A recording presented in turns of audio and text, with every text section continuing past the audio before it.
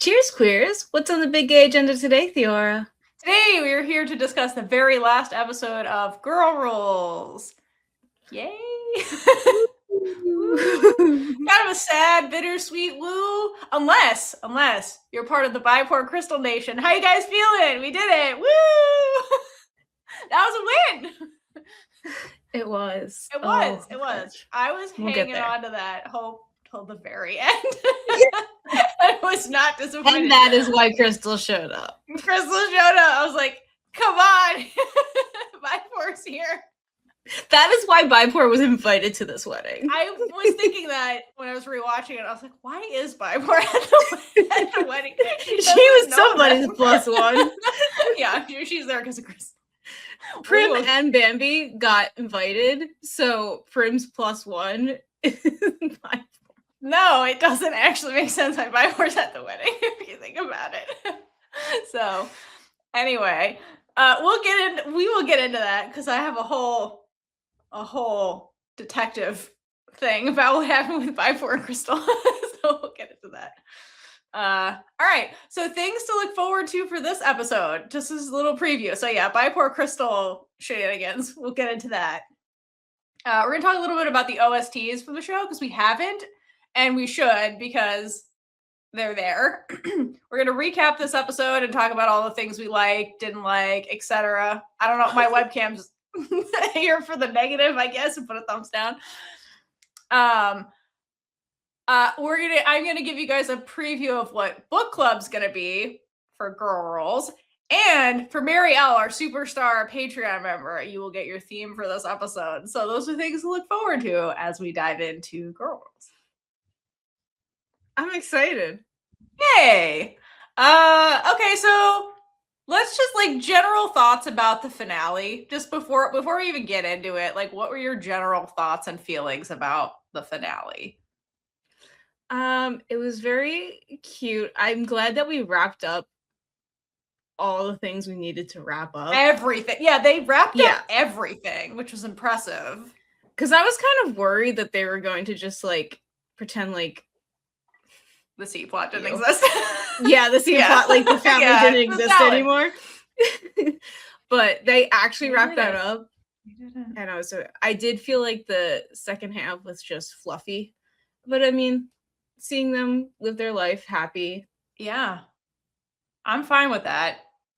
Yeah. No, my general thoughts are, I thought it was a pretty good finale. The fandom doesn't, but I think it was a pretty good finale.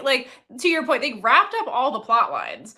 Whether or not they wrapped it up the way we wanted them to or would have liked, that's another story. But they did, to your point, they wrapped everything up. They did.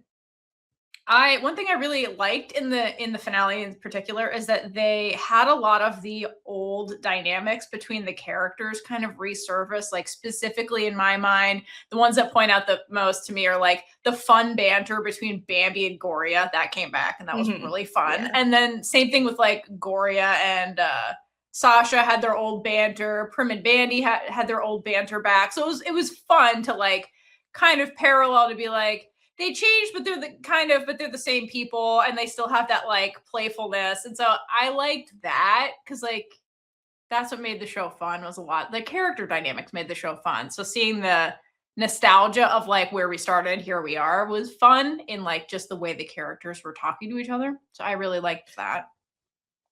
Yeah, I especially got that with the Gorya and Bambi.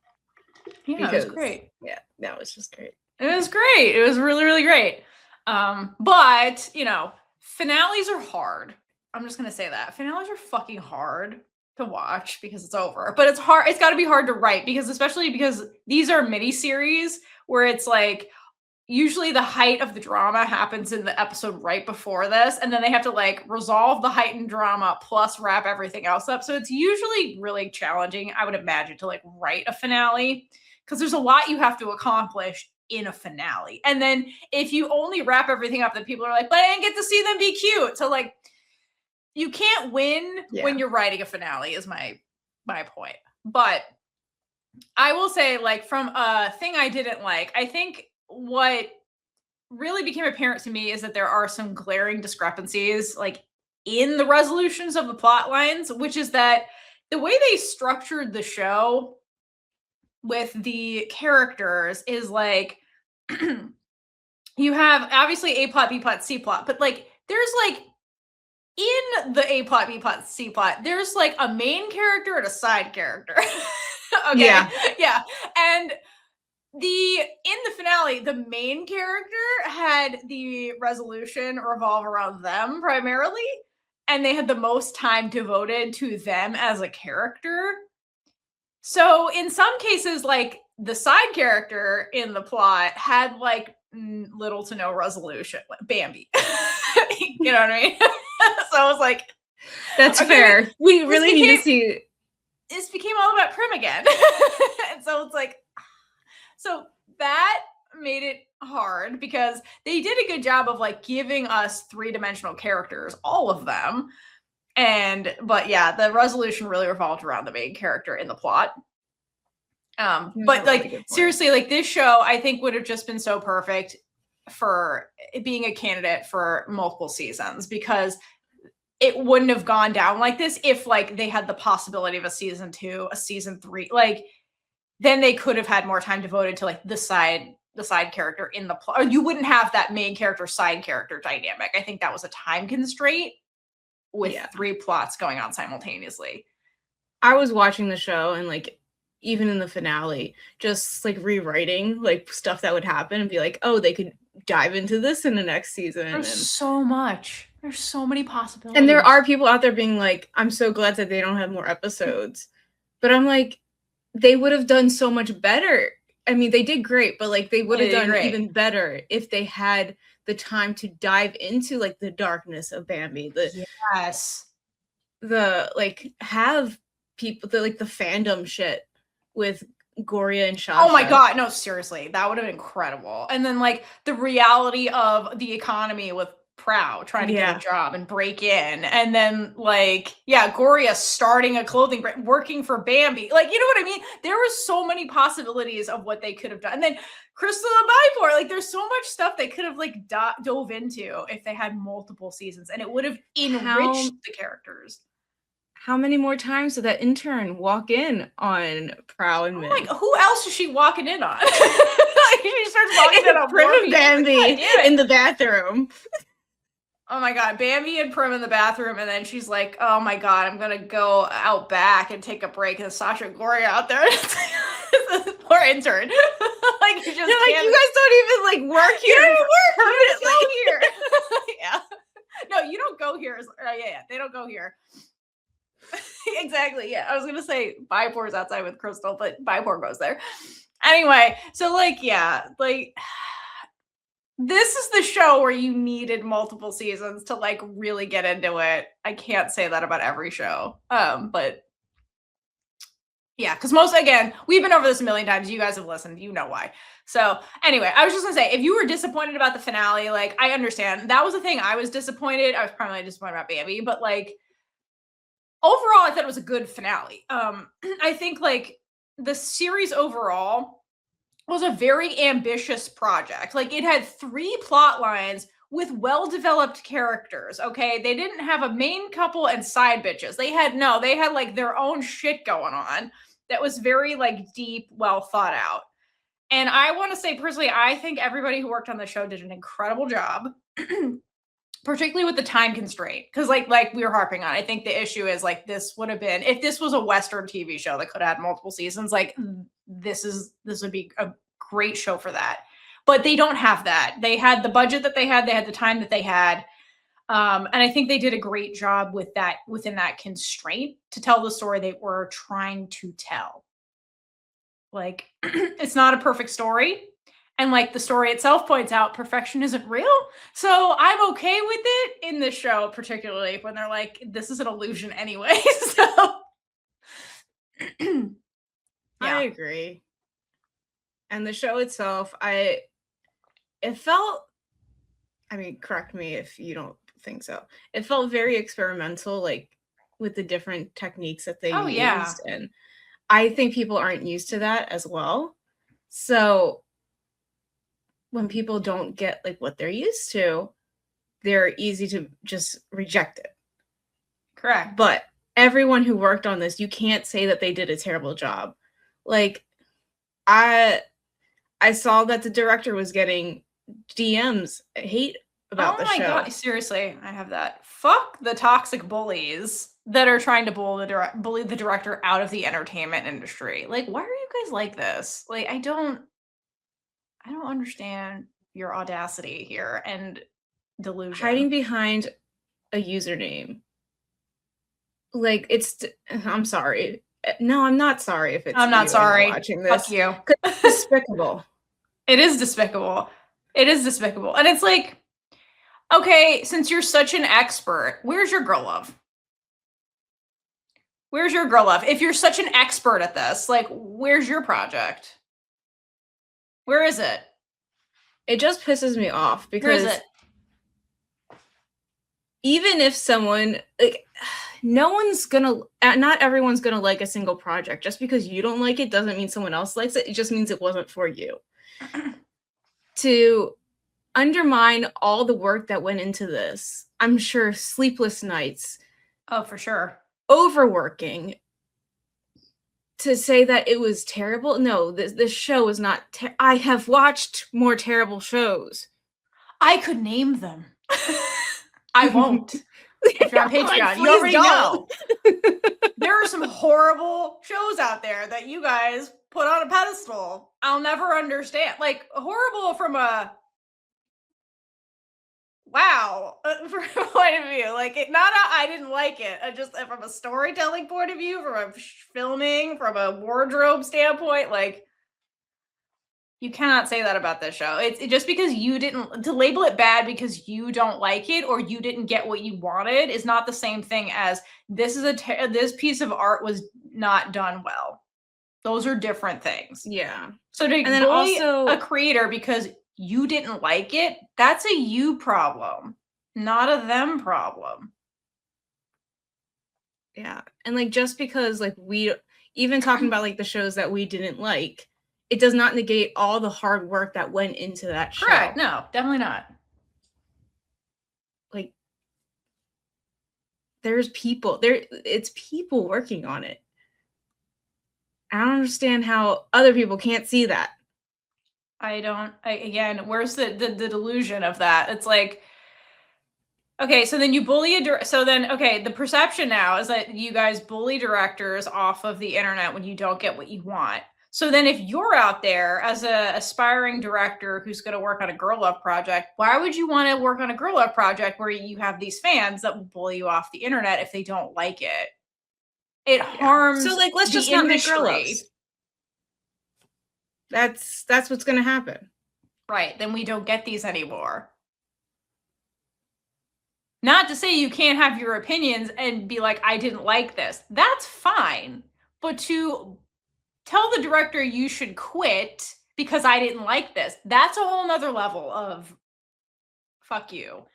And yeah, if you're such an expert, go make your own girl love. Go out there, do what's stopping you? Be the change you want to see in the world. If you don't like these directors and screenwriters, the screenwriters are getting a bunch of crap from the fans. Go write your own girl love. Go do it. You seem to be an expert of this. Go do it. Go do it. I can't wait to see what you come up with. I can't wait to review it on this podcast. It's going to be great. The tone scares me and excites me at the same time. I can't wait. But I'm already, like, I can just picture the comments coming in right now of people who didn't like the show being like, but it was terrible, and like, you can't, and like attacking us now. Oh yeah. Just save your breath. It just, yeah. Bring it. We're also used to it. We've gotten hate from people. I said this at the beginning. This show is for me. I'm thrilled. I'm having a gay old time over here. It's not for you. It's for me. So like, I win. I won. I got the show. I got the show I wanted. I won. So if you don't like it, that means I won more. So anyway, if you're on my train, continue listening. I assume if you listen to our podcast, you're not one of the people at the DMs of the director, because I would also like to think we don't cultivate that kind of fan base. I would hope so. I would hope so. Also, I don't know why you're listening to 3 hours. I don't know why you're listening to us. Yeah. Some people hate watch us, and that's thanks for the engagement, I guess. But anyway, Those so people are really weird. But anyway, some people are weird. Yeah, that's what I'm saying. Go be the change you want to see in the world. If you didn't like this, go make your own girl love. Do it. Maybe you'll get a better appreciation of how fucking hard this is to get something to the finish line. All right. Anyway, so like I said, I feel like I personally won because I'm just very glad that this project exists, period, because it is unique in many, many ways. It doesn't follow the romance plot format, which I loved. It was an true ensemble with like multiple plot lines going on, which I personally love. And I feel like it was unique in the Thai girl love space based on what exists at this time. So personally, I'm hoping, regardless of how you feel about girl love, girl rule, sorry. I hope that this is a jumping off point for more projects like this, in the sense that Gap the series, which was not perfect, by the way, was a starting point for the Thai girl love industry. You know what I mean? Like that was where we started. And then so many things came from that, from the romance model with the crossfading and the staring at each other. And that's where it started. And now we've moved into hopefully a new era of different storytelling in this space. So I'm hoping that's what the impact of Girls really is.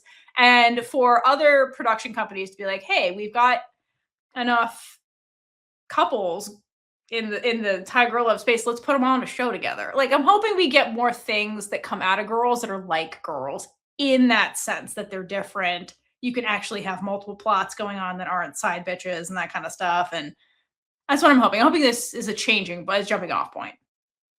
Yeah, I would agree with that. Yeah. We need different shows. I agree. Different formats, different genres. Yeah, I think it's getting, I think a lot of, it seems like a lot of studios are investing in the Thai girl love boom. And so to compete, you have to do different things. So I'm hoping it kind of sparks that. But anyway, that's my hopes and dreams. Let us know what you guys thought overall. I'm sure you're already like typing, but just let us know. There's no wrong answers other than I bullied the director personally. That is a wrong answer. You will fail this podcast if you write that. If you're out there bullying the bullies, gold star. I support you. I mean, really, don't bully anyone. I would not advocate for bullying. We're a house divided on that topic. Like, I have to teach children. Just because one person does it doesn't mean you retaliate. They gotta learn somehow. I'm kidding. All right. So I feel like I talk about that all day. So let's move on. OSTs. You want to talk about the OSTs real quick, and then we can dive into the episode. Okay, first of all, this was something I was super excited about when Girl was announced, because I was like, oh my god, you have so many actors. That means we're going to get a plethora of songs. I really wasn't expecting 5 different songs, and one of them being from Emmy. Not a main character. I was not expecting that. I was not expecting that. And I also wasn't expecting it to be the most played OST in this series. But it was. Oh my gosh, yeah. And I'm not mad at it. I love it. Do you have a favorite one? Or I think I have a favorite one. I don't really know what like my favorite would be, but I will say the song that has been stuck in my head all day is Favorite Toxic. Yes. Yes, the way that song gets stuck in your head is insane. Like I will say I love all the OSTs.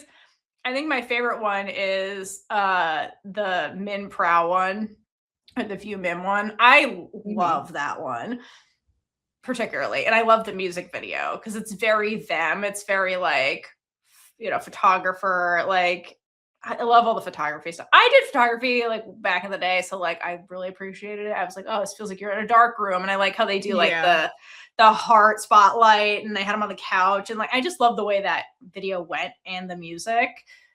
But Favorite Toxic was stuck in my head for an amazing portion of while the show was airing.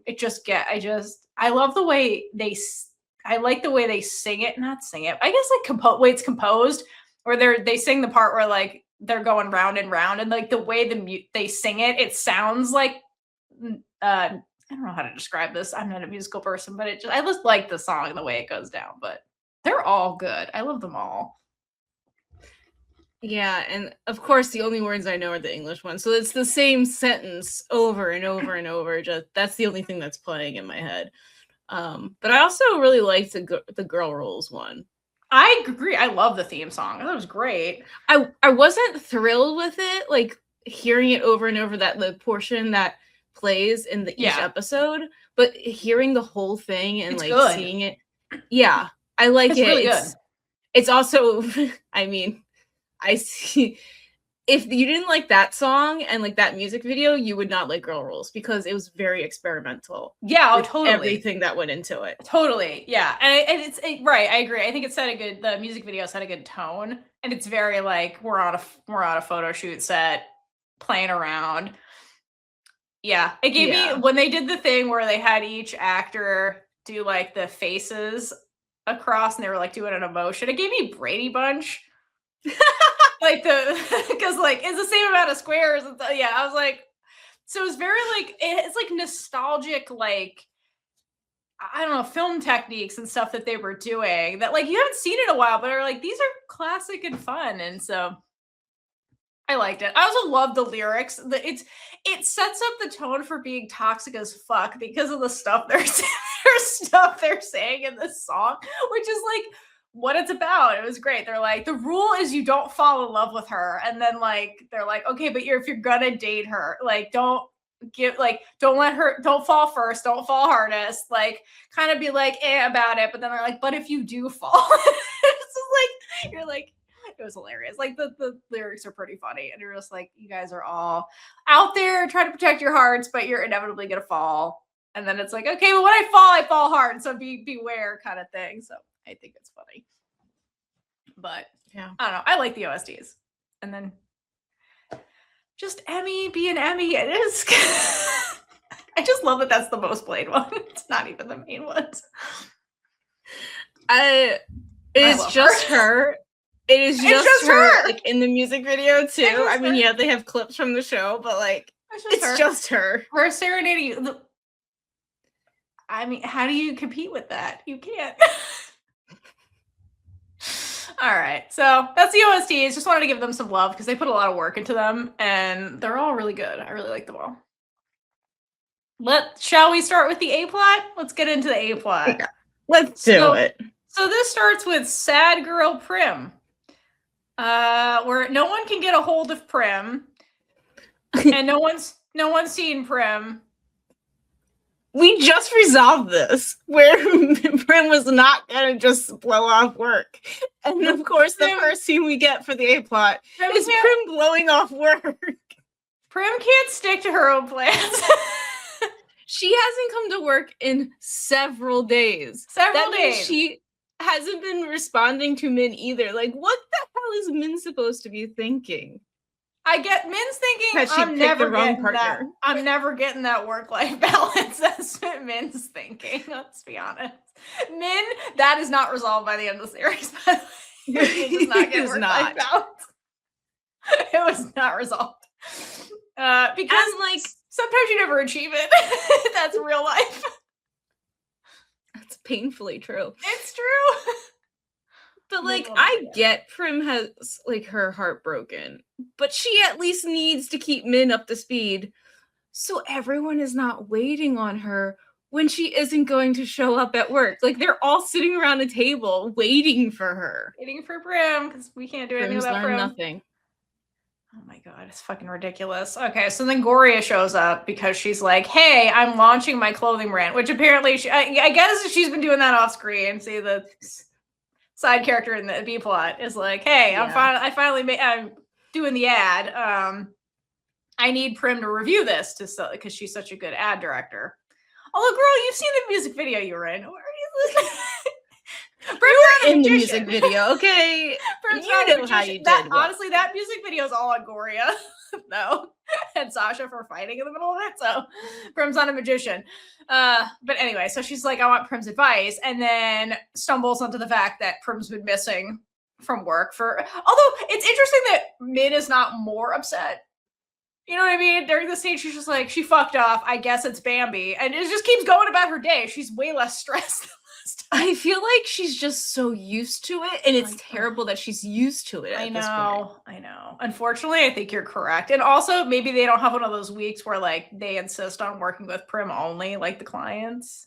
But yeah, I think you're right. I think Min's getting worn down by Prim. Min's like, I see my future and it's not looking good. Not looking great. But I've invested all my money in this and here we are. Yeah. I'm going down with this. She's the violinist on the Titanic. So I'm going down with it, I guess. Anyway, so Gorya's like, what the fuck? So then they all team up to track down Prim. Because like Min's like, I don't live with her anymore. You know where she is. So they're like, Gorya's like, Gorya, by the way, is the MVP of the show. She solves every single plot line except Min and Praew. I don't think anybody's actually involved in Min and Prow's plot line except Min and Praew. But Gorya saves so true. It's unfortunately true. But Gorya saves everybody else in this episode. So Superwoman Gorya to the rescue, right? And then, but before they do that, Min comments that, oh, I think this is all about Bambi. And it's like, their relationship is toxic. You're right, Min. It is. And it stays that way. And yeah, Min's probably like, I just wish these two weren't together. Yes, no, that is literally Min's energy during this. She's like, I tried everything. Prim does not fucking listen to me. What do you want me to do? I'm trying to keep the lights on in this building. I feel like her mind has definitely gone to, did I choose the wrong person to work with?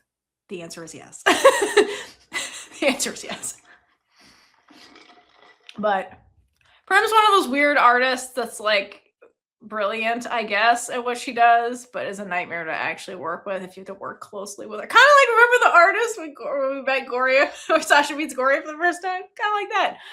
If Prim was a white male, she'd be unstoppable. She would be. She would be. She'd already have like veteran director of the year in her first year. Yeah. Yeah. Anyway, so then they all decide to go track down Prim, and they end up at the apartment where Prim is like, I don't even know. She like downed a bottle of like Crown Royal or some shit, and it's just like ugly crying on the couch. And so everyone has to console Prim because it's the same night as the award show is happening in a few hours. And they're like, we have to get Prim to the fucking award show, right? And then Prim gives, oh, sorry, go ahead. No, I was like, this is really random to stop and talk about, but the bottle reminded me of something, and like someone confirm or deny that to me that, was this the same alcohol that Jim gave Mon and Sam in It maybe. I mean, it might be similar. I don't know, but the bottle looks like a Crown Royal bottle to me, but I don't know what they'd be selling in Thailand. It might be. It just looks similar. That's to my memory. That's even sadder because in Gap that was the magic sex potion, and then she's by herself.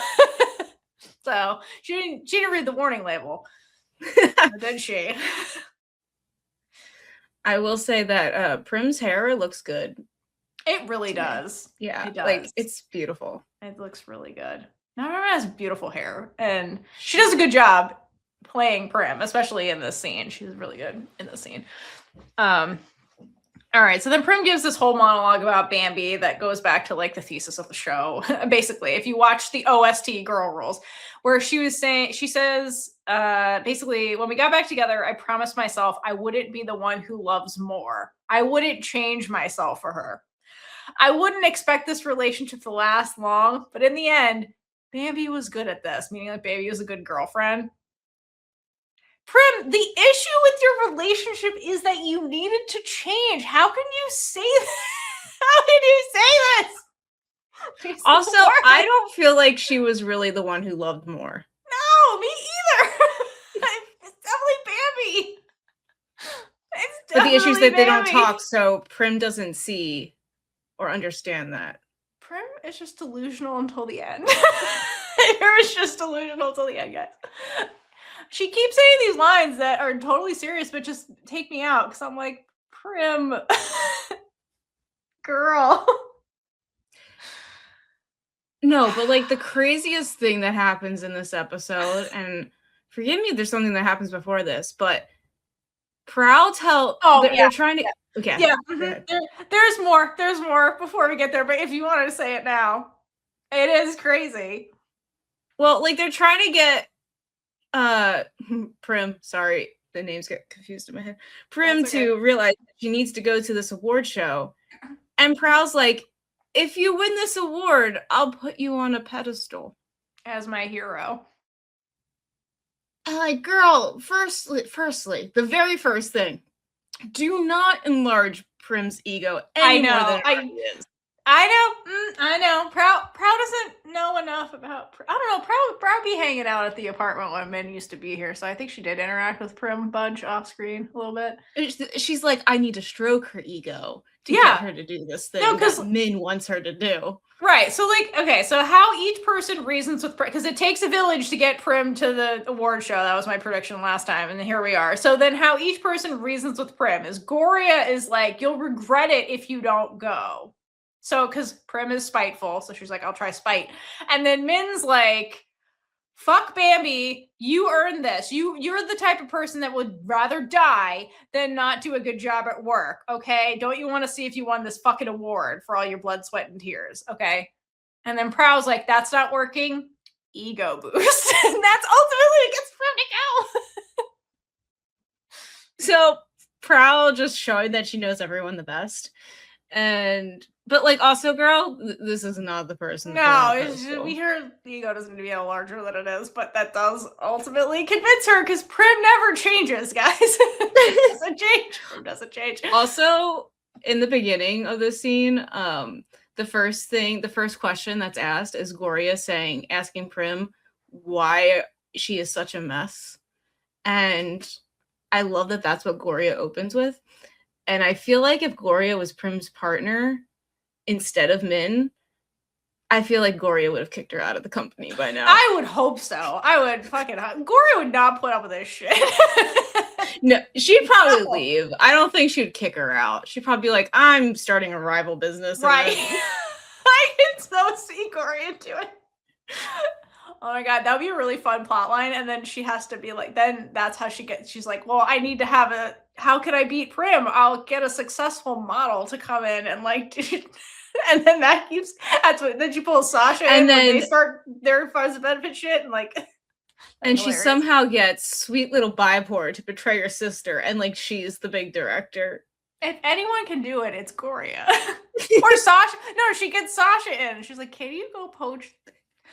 And then she goes and gets Bipor. They make them much more evil and sinister, but like that'd be an amazing. If they had multiple seasons, they could have that arc and have the rest, the growth. Yeah, no, you can have that. But like you go back in time and like somebody's in a coma and they're like dream hallucinating this alternate timeline, and like you could have that episode because you'd have time. That'd be amazing. Oh man, there's so much that I want from this, this story now, just from like thinking about it. Love the show, and I wish we got more, but we can't. Like, not with the limitations. Yeah, I know. It's so sad. This is perfect for multiple seasons. We'll have to do like a After Dark where we like talk more about those because there's just so many things you could do or like could have changed them and just go in a different direction. It'd be super fun. Anyway, okay. So other thing I wanted to note about this opening where they're trying to like get Prim to the award show is that everybody in the room takes Prim's side and nobody defends Bambi, which I have a bit of a problem with. Everyone's just like, why did Bambi break up with her? Why did she break up with you the first time and the second time? Yeah, like no one's asking questions. Not that Prim is in a great mindset to like be having these conversations, but like nobody defends Bambi at all. They make it about Prim, but it is we have to get Prim to the award show and it's in a few hours. So like maybe knowing Prim, that's why they're doing this. And also as I was thinking about it, I'm like, I don't think the people in this room really know Bambi, to be honest. That's true. I don't think they do. Like Min doesn't like hang out with Bambi. Min just like is around when Prim is with Bambi. It's not, you know what I mean? And Min probably resents Bambi whenever she's in the room. So right. And like Min's mostly engaging with Prim, even when Bambi's in the room. It's not, they don't interact together. And then like Gorya and Bambi don't really interact consistently. And then Praew interacts with no one because she's the side bitch in the sequel. So she doesn't interact with anybody. She's the side bitch. She's the side character. And so, yeah. So, but I don't know. Like, I feel like Gorya is like, Gorya's the smartest person in the room right now. And I think she's like, I know you, Prim. So step one is get you to the fucking award show, and then I'll fix this later. Because she fixes the whole thing single-handedly. Yeah. Anyway. Like it was nothing. So speaking of that, so then, do you have anything else about this scene before we move to the airport? No, I got stuff for the next one. Oh my god. So then we get the kind of quasi romantic trope of Shasha running to the airport to intercept Bambi, which was not on my bucket list, by the way. No, but can I say I am so glad that we don't get the typical Prim running after Bambi to the airport scene to get Bambi not to leave. And like, because as soon as the scene started, I was like, okay, well, Prim's at home. It has to be Shasha. It has to be her.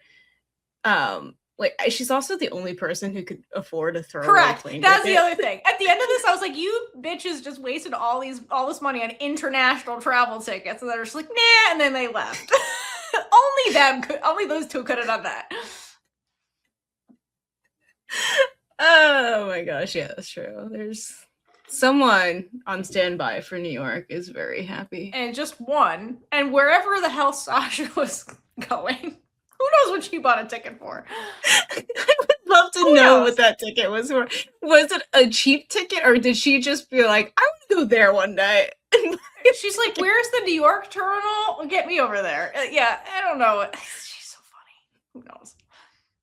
Hilarious. Okay, so then I love when she shows up and she's like, wow, you're gonna leave without saying goodbye to your best friend. So they're best friends. Yay, love that. And then Bambi's first question is, did Gorya send you?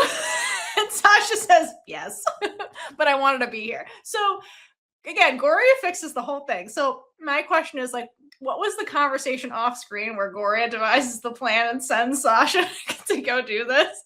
Because I have thoughts. I don't know if you've thought about this, but like, what was that conversation like? I'm thinking about it now. Okay, so basically, Gorya is at Lady Prim's. Bird. Well, at Lady Bird. Yeah, Lady Bird. At Lady Bird. Calls Shasha and was like, hey, Bambi's leaving. And Shasha's like, that bitch, she didn't say bye to me. And then Gorya's like, you want to say bye to her? Don't. Just go to the airport, save her, because we got to get this bitch Prim to the award show. And she's not, it's a whole thing. Just do it. We'll talk about it later. And Shasha said, say no more. And she went. Yeah, Shasha would be like, whatever you say, Gorya. But I feel like Gorya was like, because they all go to get Prim. So easily Gorya could have roped Shasha into that, but I was like, I'm pretty sure Prim still hates you. So how about you go get Bambi instead? Because Gorya also better use of you. She's like, I feel like you're better used. Your services are needed elsewhere. Please go get Bambi. Also, you have the cash to go to go get Bambi. It's like, know how I said I'd never use you for your money? No, I was just thinking that. And then Sasha's like, oh, are we going to go 50-50 on this? And Gorya's like, shh, you're breaking up. I'm going through a tunnel. Love you.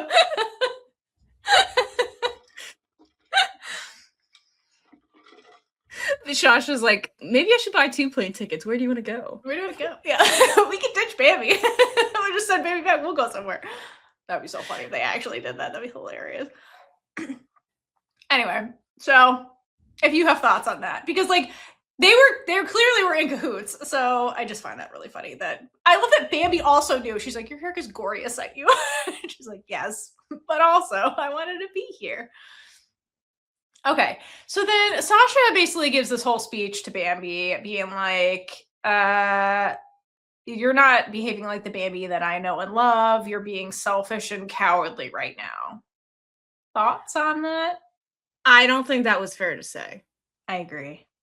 And like, it's more that Bambi was deciding for Prim and made it so she wasn't choosing what was best for either of them. It wasn't selfish because it wasn't what was best for her. Correct. I agree. So, I feel like that just beat Bambi down more and is going to make her have even more mental issues. Yeah, I get that. So I get that. I think what this was meant to imply is that, like, Bambi's leaving because she's scared, I think, is like the implication here. I'm with you. Like, from reading her from a mental health perspective, I was like, especially in the relationship with Prim, where Bambi is the one who's like taking on all the emotional baggage of this relationship, like we've talked about, and it's not reciprocated at all, really. Like, minimally on Prim's side, it's like Bambi loses herself in the relationship because the relationship is all about Prim. So, like, go listen to our other episode. Like, that's how I also feel that way about Bambi. But I think, like, what this was the way Sasha was framing this was basically like, you're scared and you're running away, and that's cowardly. And I think, like, what this is supposed to be showing is that, like, I think the braver thing from Sasha's point of view is, like, to confront the issue. Like, being a coward is running away, being brave is confronting it. And I think that's why why Sasha follows it up with, you're not acting like the Bambi I know. Because the Bambi she knows sees a problem, like Gorya hitting on Prim. Bambi takes action and goes and solves the problem, versus running away and crying and giving up. I think that's what she's trying to be like. You're giving up, like, when you're scared instead of fighting, kind of thing. The issue is Bambi that I know no one knows Bambi. I know, except Sasha. All of them. Yeah, Bambi doesn't have friends, except now she finally has Sasha. And I think that's why, like, I think that's why this conversation had to come from Sasha and, like, gets through to Bambi, because Sasha does know her. Yeah. And Prim would never. Feel like it was quite harsh from her. I personally feel like this scene I would have liked this scene to be longer. Because in this conversation, we don't, like, I love the scene. I do. I love that it's Sasha. I love that Sasha comes and gets through to Bambi. Like, I really love that. I love the concept. I love that execution. I like the way the banter, how they acted it out. But we don't address the root of why Bambi's leaving ever in the show. And, like, why did we get here? We don't really address it. She's just like, go be with the person you love. But we don't get to the root of, like, why did it get this bad? No one's asking her why she's leaving. No, and that's the issue I have with the scene. And, like, my biggest issue in the show is that they didn't actually address Bambi's trauma at all. And of all the side characters in their plot line, Bambi got the most, and we got so much stuff that points to Bambi has some serious trauma that needs to be dealt with. And yeah, we get glimpses of her in therapy, kind of, but then you get to the last episode, like in episode 11, it's like clear that it's not fully addressed. So it would have been great. I really wish we got the couples therapy thing, because they both really need it, and I think that would have been. They still need it. They still need it. They still need it. They better go to therapy. Like they don't, because it's a finale, but they need it. No, I'm hoping they go to therapy eventually, because we'll get to their resolution, but, like, yeah. Anyway, so I agree with you. I agree. I was like, this is really hard. The first time I watched it, I was like, wow, you're calling her selfish? Bambi is not selfish, but I think it's meant to just mean that, like, you're running away and being cowardly versus staying and, like, working through this, which is the harder thing to do. And the Bambi I know is more combative and not a coward. And I think that's just kind of what she's getting. But I agree. I don't like the word selfish being thrown on here, but translations, who knows? Okay. And then Sasha follows all of this up with probably my favorite part of this speech, where she says, she talks about, like, why love is worth it. And I love it because, like, this is Sasha projecting how she feels about Gorya, which is really sweet when you think about it. And I hope Gorya knows this, because it's really sweet what she says. And basically she says, when you have somebody with you, when you cry, it feels good, like being supported when you're at your lowest low. And then when you're happy and successful, having somebody we care about us by our side, it feels so damn good. Like being able to share your good moments with somebody you love. Meaning that like being with the person you love during good times and bad times is what makes love so special. And the thing about Bambi and Prim is like they, both of them, only stick together when things are good. And when things get bad, they both kind of like Prim shuts down, and then Bambi right now is like running away, right? And like that's the cycle they've been stuck in. So I think this conversation is coming in at a time where like Bambi has the opportunity to like break the cycle. And that's what this dialogue is supposed to be. And if you think about it, when I was thinking about it, I'm like, this is kind of similar advice to what Gorya said to you, Bambi, in the last episode, where she said Prim will want you to be with her when she's successful. Like she wants you with her. But I think that she didn't take the advice then because of her mental state, first of all. Yeah, but also mindset. First of all, but then also Shasha here frames this in a way I think that gets through to Bambi because she knows Bambi better. And this is like the power of having a good friend that knows you and can call you on your bullshit. Because Bambi in the conversation is like, I'm not being selfish. I'm leaving so that Prim can be happy. And Sasha's like, I'm going to call bullshit on that. Like, that's not the real reason you're leaving. And it's not. That was not the real reason she was leaving to begin with, was that, oh, Prim's sad. It was Bambi was running away because of what Bambi was feeling. It really wasn't Prim. And like we're not addressing Bambi. We're still making this about Prim, and that's the part I don't like. But I think that like maybe Sasha's like, I know you love her and you're running away because you're scared, but like if you work through it, you'll be happy. It's not just about Prim. So I just wish this scene was longer and they had more dialogue in it, because I think that like the building blocks of what they were trying to get at was here. I just wish they had more dialogue to like make this more about Bambi. And it's because you could, if you pass through it, it still reads like it's about Prim because she's the main character in the A plot. But like, yeah, I think the sentiment is there. The care for Bambi is there. It's just, I think this needed to be a longer. I would love for this to have been a longer scene, personally. Of all the scenes in the show, this should have been longer. This is also the only like Bambi scene. Yeah. In the episode. Yep. I know. I really wanted to have more time with Bambi in the finale, especially after the last ending. So yeah. And the thing about the show is like, I can't really sit there and say, like, looking at it as a whole, this isn't a show, in my opinion, that wasted time in any way, shape, or form. I can't be like, well, they spent all this time over here doing nonsense. We could have dedicated over here. I think this show used its time very wisely. It's just, there's a lot going on. Yeah, the only thing you can think is that, damn, I wish they had more.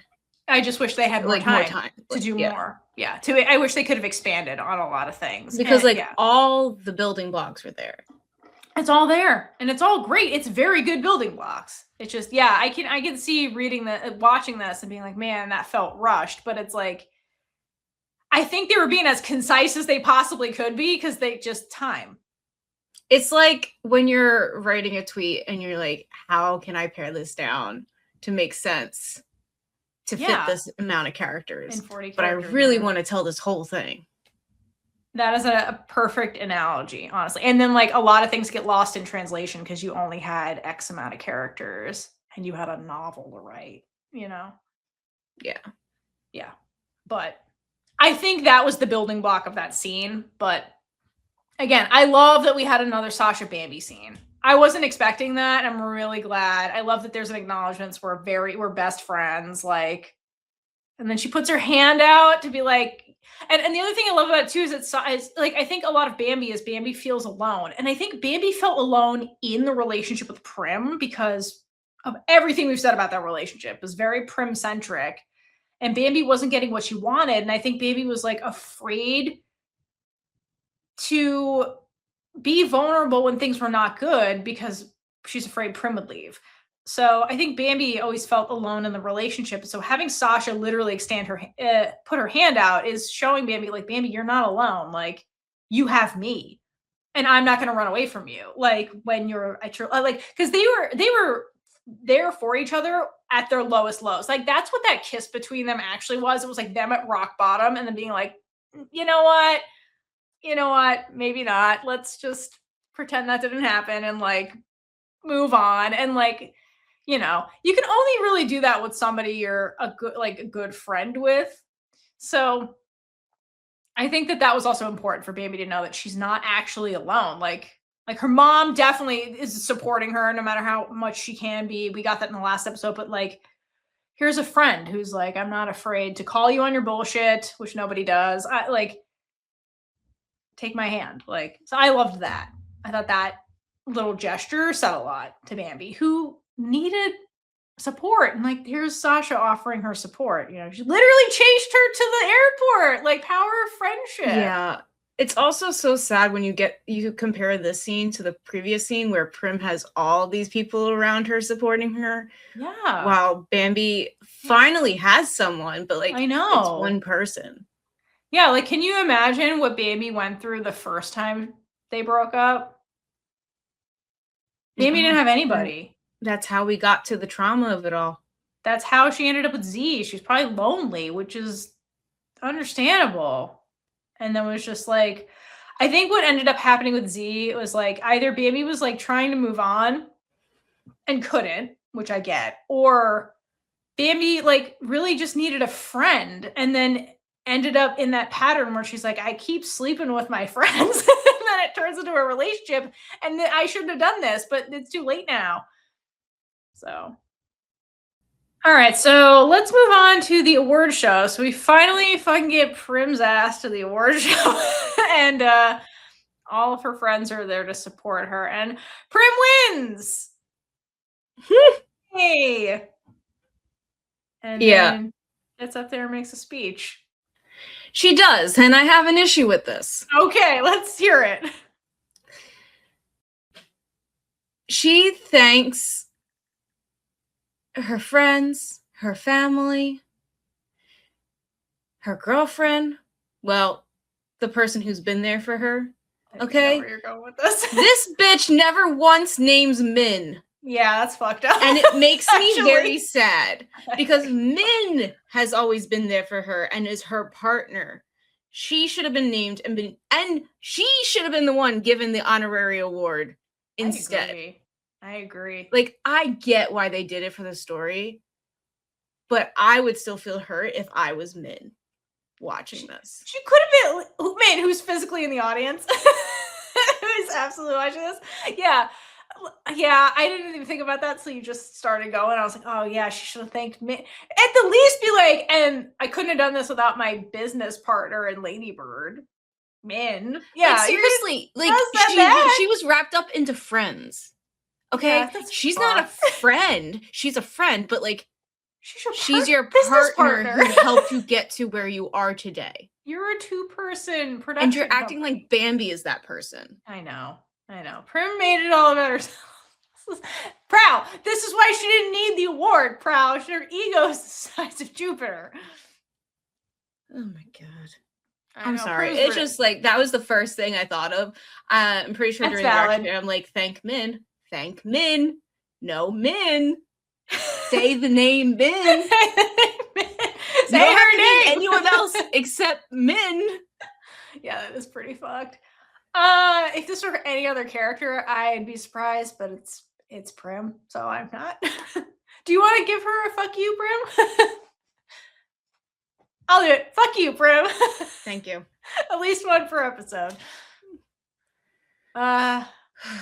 Yeah, fuck you. Sorry, Prim. It really gets me pissed off every time I think about it. Min never gets what she wants anyway from that relationship. And like we'll talk about the scene where she's like, "Oh, I don't want the spotlight," but it's because she's like worried about stumbling over a speech.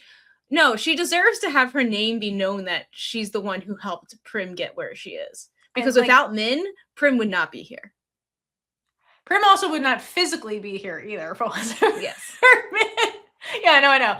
I'm 100% with you on that. I was just like, okay, at least Prim acknowledged that there were many people that helped her get to this point, and she clearly states, I could not have done this on my own. So that's at fake least, growth. I know. At least Prim, quote, grew enough to recognize she didn't do this on her own. So there's that. But I agree. Min should have absolutely been named. Fuck you, Prim. Okay. And then she, to your point, dedicates the win to Bambi because of everything Bambi did to help her. And then in the show, we get a bunch of flashbacks of like Bambi feeding Prim, Bambi watching over Prim while she sleeps, and then like all this other kind of stuff. So it shows us that at least Prim reflected on their relation. Probably during her sad girl few days where she wasn't at work, I think Prim was reflecting on the relationship before she came to this conclusion to be like, wow, Bambi did a lot. Bambi isn't this self-centered person. I think that's how you get the crying on the couch when she's like, damn, Bambi was actually a really good girlfriend. And Prim's so fucking self-centered and egotistical, she didn't see it. Again, Prim has to hit rock bottom before she learns anything. And that was hitting rock bottom. And then she had the bottle of Crown Royal or the sex alcohol, or whatever the hell it was. And I think was thinking about all these things fucking finally, because she's the thinker, according to Praew, and was like, wow, look at all the stuff Bambi did for me. Yet Bambi's the one who's like, will you deal with my self-centeredness? Yeah, no, that I was like, other way around, Bambi. Other way around. Prim is so self-centered. And that never changes, apparently. So, but this speech is supposed to demonstrate she at least acknowledges there are other people that support her, which is more than Prim at the beginning of this series. So yeah, it's something. It's sure something. And then Prim also breaks the fourth wall again when she dedicates this to Bambi more directly. So another fourth wall break from Prim while talking about Bambi. So that was also interesting. Because again, I guess it's supposed to be like, Prim's never done this before, a jarring moment. At least it was positive this time. Positive, unless you're me watching it. Yeah, and you're like, that should be Min. I agree. All right, and then Bambi shows up, and then Prim sees her. Well, first of all, I love the entrance because like everybody claps. They're like, yeah, good job, Prim. Thanks for the speech. And then Bambi shows up and yells, that's my girlfriend. And then starts another round of applause because Prim needs two because her ego is so big. And another her ego barely fit through the door. She keeps just, I don't know how they got her out of this room. So then when Prim sees Bambi, Prim has to like process that this is real for like a hot second and that she's not hallucinating. And then she smiles. And then another thing I thought was a growth moment for Prim is that like the smile is kind of like she's forgiving Bambi like immediately kind of thing. Because I think the old Prim, not that there really is an old Prim from like yesterday, would have held a grudge against Bambi and been like a whiny little bitch about it. Because that was Prim at the beginning of the show, right? So here she just sees Bambi and just like, it's like, you're here on my big award day. You came to support me. Like, I forgive you. I don't even care why you left. I know you don't care why she left, Prim. You never change. But I think like narratively, it's supposed to be an acknowledgement from Prim of being like, oh, we can work through whatever problems come our way, I guess. And Prim does not take her eyes off of Bambi once she sees her. It's almost like an everything fades away moment, which would be really super cute and romantic if it wasn't Prim. So just had to point that out. Oh my gosh, no, like she shows up and then just like that, everything is right with the universe. Literally, yeah. Basically. Yeah. Something else I love is because again, the Wonder Twins and the B plot are the ones that did this. And so I love when the whole time Gorya is like looking like, where's the fuck is Shasha? And so when they show up, Shasha and Gorya look at each other and it's really cute. And I love that Gorya does this little thumbs up. Shasha was just so cute. Like, we did it. They're adorable. You did it, girl. I love them so much. Okay, and then to I guess, continue with the A plot, then we get Prim and Bambi's resolution, which was, let's stay toxic. I guess was the resolution. That was how it ends for them. Let's stay toxic, I guess. Yeah. That was basically this conversation. So my question is, how long before they break up again for real? Because they're like, yeah, no, we're never breaking up. The next week. Right. I was like, nothing has changed. Nothing has changed. Except Prim learned to forgive. Prim actually learned that Bambi is a better girlfriend than she is. Jesus Christ. Okay, whatever. In this conversation, Bambi describes her leaving as, quote, selfishness disguised as love. Again. Because I think, I know, but I think it's supposed to be that, like, Bambi was leaving, she was saying, I'm leaving for you, Prim, but really she was leaving for her. And we just never addressed why. That's the show's fault. The show dropped the ball there. But I agree. I think it was okay for you to be selfish, Bambi, because Prim's not a good partner. And then Prim's like, okay, then they start talking about New York. And then Bambi's like, well, you know, I might have to go there like sometimes. And she says, quote, because I saw an opportunity for work there, which means that I think, Bambi, you should explore that, first of all. But the fact that she says that means that, like, again, Bambi was going there for Bambi because she's like, oh, maybe I can expand my brand if I go over there. Like, it wasn't about Prim why she was leaving. And I think that was okay for Bambi to want to go and, like, you know what I mean? Like, the fact that she said that, I was like, girl, like, you had reasons to go do this that weren't about this relationship. I also love that, like, Bambi has something else to work towards and seems to enjoy. Like, she has something for herself, because that's what we've been talking about. Like, she has nothing on her bucket list. She has nothing that she's working towards. It's all about Prim. But here she is. She's like, there's opportunities. She's looking towards the future. She's hopeful. Yeah. And that's shows real growth for her mentally. Yeah, totally. I think you should explore that. That's all I'm saying. Yeah. Then Prim. Never mind. Go ahead. Then Bambi basically leaves the relationship status up to Prim.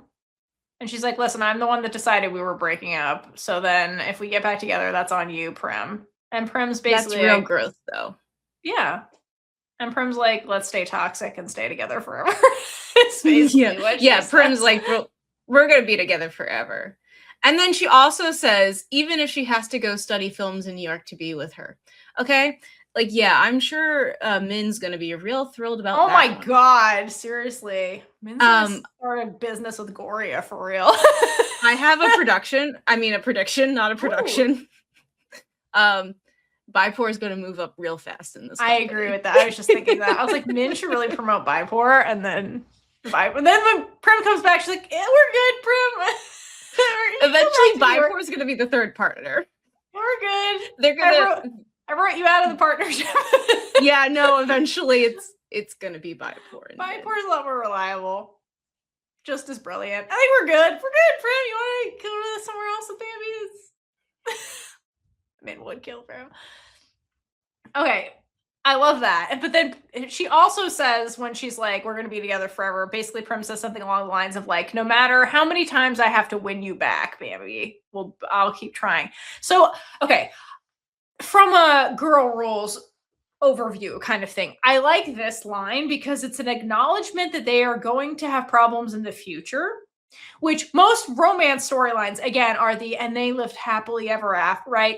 This is like an acknowledgement that we're humans in a relationship, so we're going to have problems eventually. So that's realistic, and I love that. And the thing I like from Prim is that Prim is basically saying that she's determined to not give up just because the problems exist, but to keep fighting for the relationship.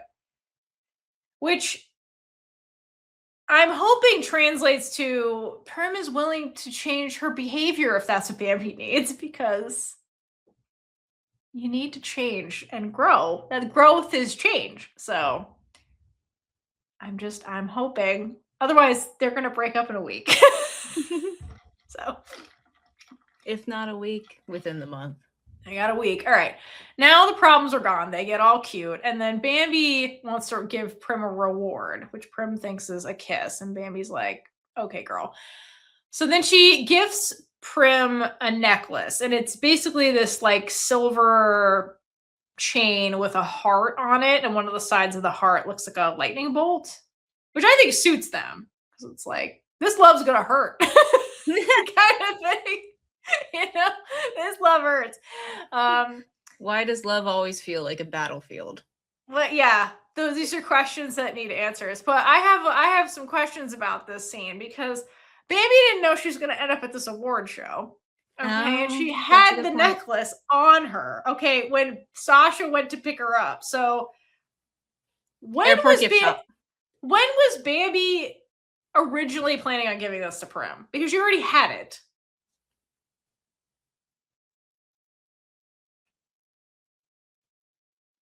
At the award show. Before she left. Oh, that'd be cute. So this was the plan all along. Mm-hmm. But then she decided to leave. That's a good one. I don't know. I was hoping she was going to give it to me. Yeah, I was like, maybe she was like, if she loses, I can at least give her this. To cheer, like you're still a winner in my heart. Right, you're still a winner in my heart, kind of thing. So it works either way. It's like you get a cake, you get 2 cakes. One is like, congratulations, you won. It's like, you'll get them next time. Well, yeah, you'll get them next time. Here's some cake. At least you get cake. Yeah, I wonder if it was something like that, or it was like, I'll give if she wins, then it's a happy gift, and if you're sad, it's a happy gift. Because Bambi's thoughtful, and I feel like, and Prim was kind of the long shot, so because apparently all the other people in her category, according to Prim, like she knew them, so they were more, I don't know, bigger names, even though they were starting out. So she was kind of like the underdog here. They were probably all Nepo babies. Yeah. Yep. Yes. Which, okay, that is another thing I liked about this show that I don't think we've mentioned before, is that they had a lot of characters that were just like normal people. Mm-hmm. You know what I mean? It was more normal people who come from working class backgrounds compared to like, we must always have literal princesses and Nepo babies everywhere with insane amount of money. With like, love the Nepo baby we have is Bambi. Like, love the 4 elements, but every single one of them is like wealthy beyond belief. You know what I mean? So they're like not super relatable. True. They're not super relatable people, but like here you have like relatable people who were for the majority of humans on Earth. So I liked that aspect. Another detail in that vein that I really liked is that characters who didn't have a lot of money repeated clothing in their wardrobe, which you never see on TV. Ooh. Like usually people are presented as like always wearing something different every single time you see them. Prim recycles clothes. And I was like, I appreciate that in her wardrobe because she's not wealthy right now. She's still hustling. So that's normal.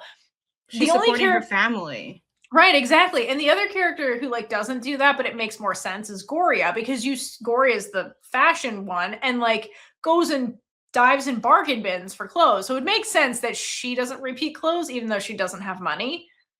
But like Prim recycles clothes. We don't get a lot of scenes with Praew, so like I don't know if Praew was recycling clothes. We didn't have enough scenes for her to recycle clothing. Prim definitely does. So kudos to girls, because again, they made real people in the show, and I wholeheartedly appreciate that. Okay, last thing about the A plot is the last scene I just have is Prim's family celebration. I didn't have anything else about their reconciliation. That's not good. Okay. Yeah. So then at some point, Prim and Baby shoot on over to Prim's mom's house to celebrate the award. And Bipor, once again, just more excuses at Bipor, which I support this. And she's just the cutest. I love when mom calls her out for being Prim's PR rep. It was like the cutest thing ever. She's like so excited for Prim. It was adorable. I love that her mom though was like, how was it chosen? Was it popular vote or like what was going on? She's like, what is the award again? It's like, no, it's so real. The parent that like doesn't understand your profession and is just like, what is this again? I'm happy for you, but like seriously, what like, is how'd you get it? Yeah, how'd you get it? Like that. How impressive is it? No, seriously, that's like my parents who like don't. My dad's like was adjacent to my job, kind of, but not really. So then, like, anytime I get awards or stuff, he's always like, but like, what is this? What do you do again? Seriously, most people don't have any fucking clue what I do. And I'm like, that's great. My job is mysterious. I'm like, that's fine. You don't know what I do. That's great. But then they're like, remind me what you do again. And then you're just explaining your job over and over and over. I've gotten real good at explaining my job in layman's terms. So anyway, I get this. Her mom, again, this mom is real. She's just like, please explain this to me. I don't understand. But like, no matter how it was chosen, like this award is still impressive. Yeah. The only thing that isn't impressive is if she would have bought it, which my brain brought me to a season 2 prediction. Oh my god. So in season 2, Min would come clean about paying for it as a way to boost their business. And like, not saying that this is her character at all, but it would cause a rift between them and cause a bunch of drama. So I feel like that's where they could go.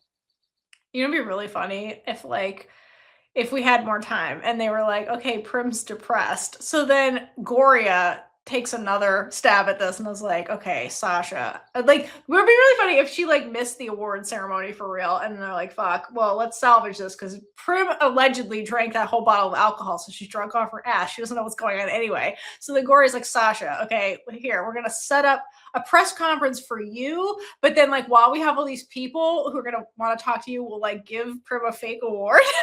Like, get her the award ceremony, but use Sasha's connections to like set up actual people being there. So and that's why the award name changed.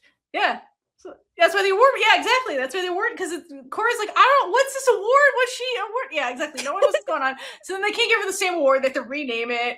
They get her like drunk ass up there. She wins the award. Bambi shows up like, it's not even a real award.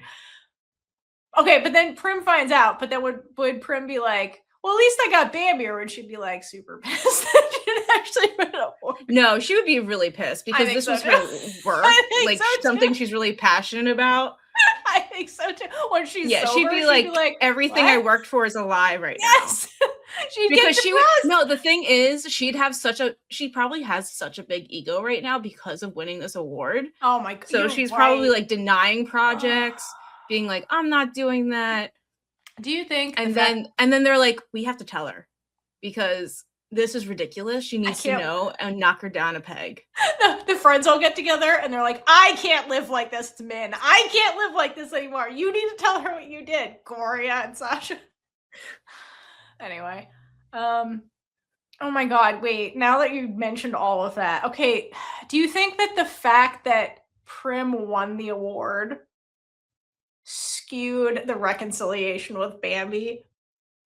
Like, because she was on such an ego high that she was like, whatever, we can do whatever, let's get together, everything's gonna be great. Versus if she lost it, would she still have like forgiven Bambi? And you know what I mean? Well, I mean, first of all, yes, her emotions got in the way. If she would have lost, her emotions, it would not have played as well as I agree. I think that would have been a disaster. But she literally says, can I scold you?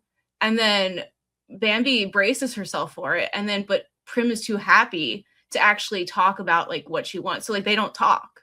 Yes, stay toxic, everyone. Yeah, that's what I mean. But if Prim lost the award, would she have scolded Bambi? You know what I mean? Like I wouldn't put it past her. Yeah, I think that whole thing would have went down very differently if Prim lost. It was like in a bad mood. You know what I mean? Yeah.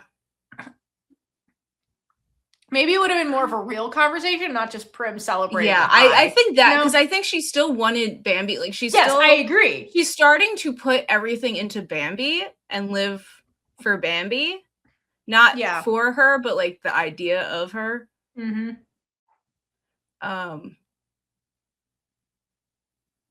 Fuck you, I don't Prim. know. Just fuck you, Prim. Like... Fuck you, Prim. I'm just gonna say that. That's how I think that Min would be like, okay, no. Min is probably like, oh, shit, she lost. She's gonna be a disaster now. You know what? Bambi's back. this is ridiculous. It's gonna be downhill for me at work if I don't just lock these two in a room. And then she makes them talk.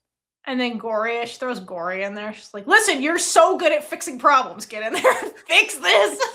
I will pay you. Gorya's like, this is above my pay grade. I gotta call in a therapist. No, we're really, okay, now I'm just imagining, I guess this is the After Dark. This would be amazing where if like Min tries to lock them in a room together and then throws Gorya in there as like the mediator, and then they're in the room and they're like, wait, why is Shasha in here? She's like, I just wanted to watch.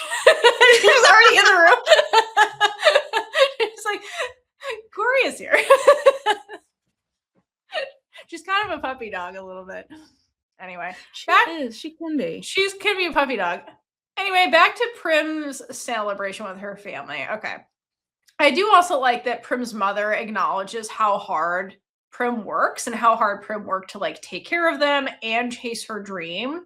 So I like that. I like that, you know, because in the day-to-day grind when things are tough and, you know, you don't always acknowledge the good that other people are doing. So I'm glad her mom like gave her credit, because that Prim did do that. Like, yeah, we love hating on Prim because it's very fun based on who Prim is. But like Prim, that's a huge accomplishment for somebody who's like 25. Like that's huge what she did. That was a lot of work. That was a lot of sacrifice, you know?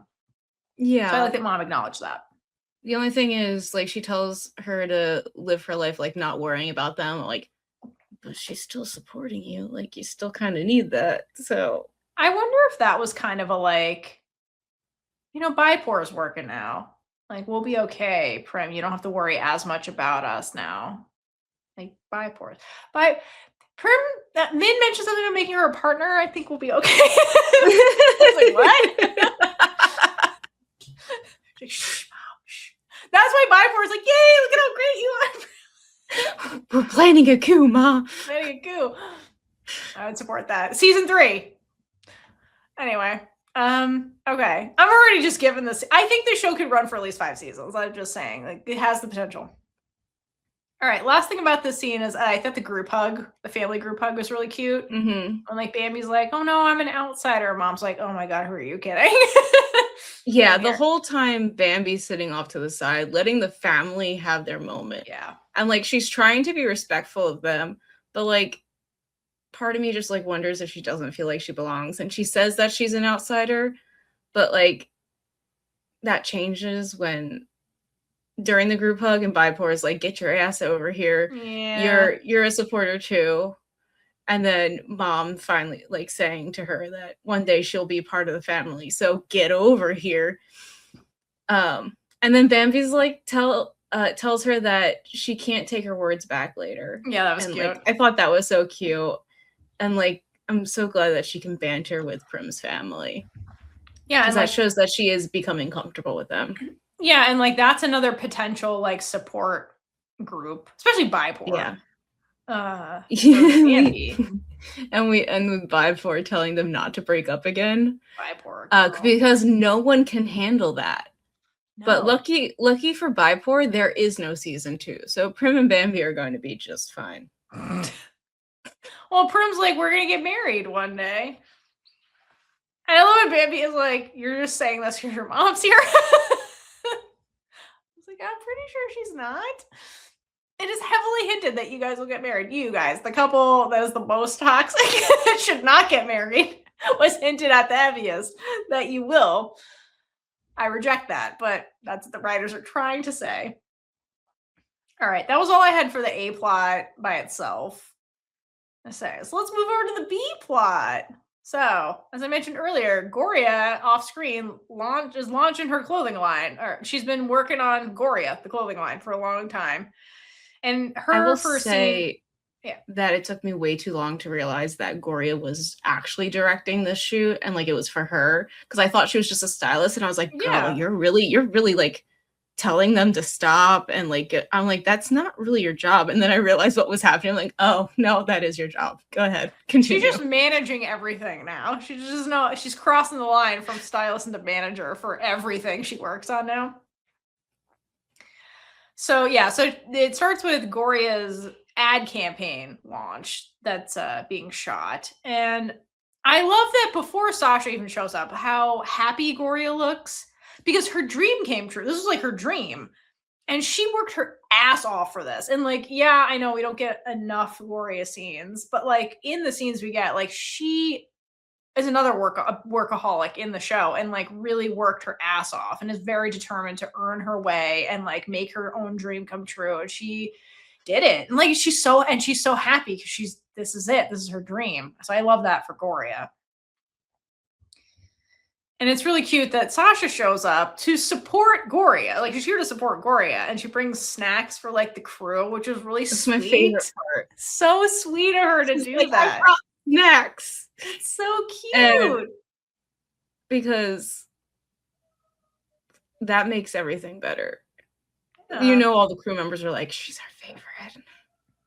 You're like, oh, she's actually really nice.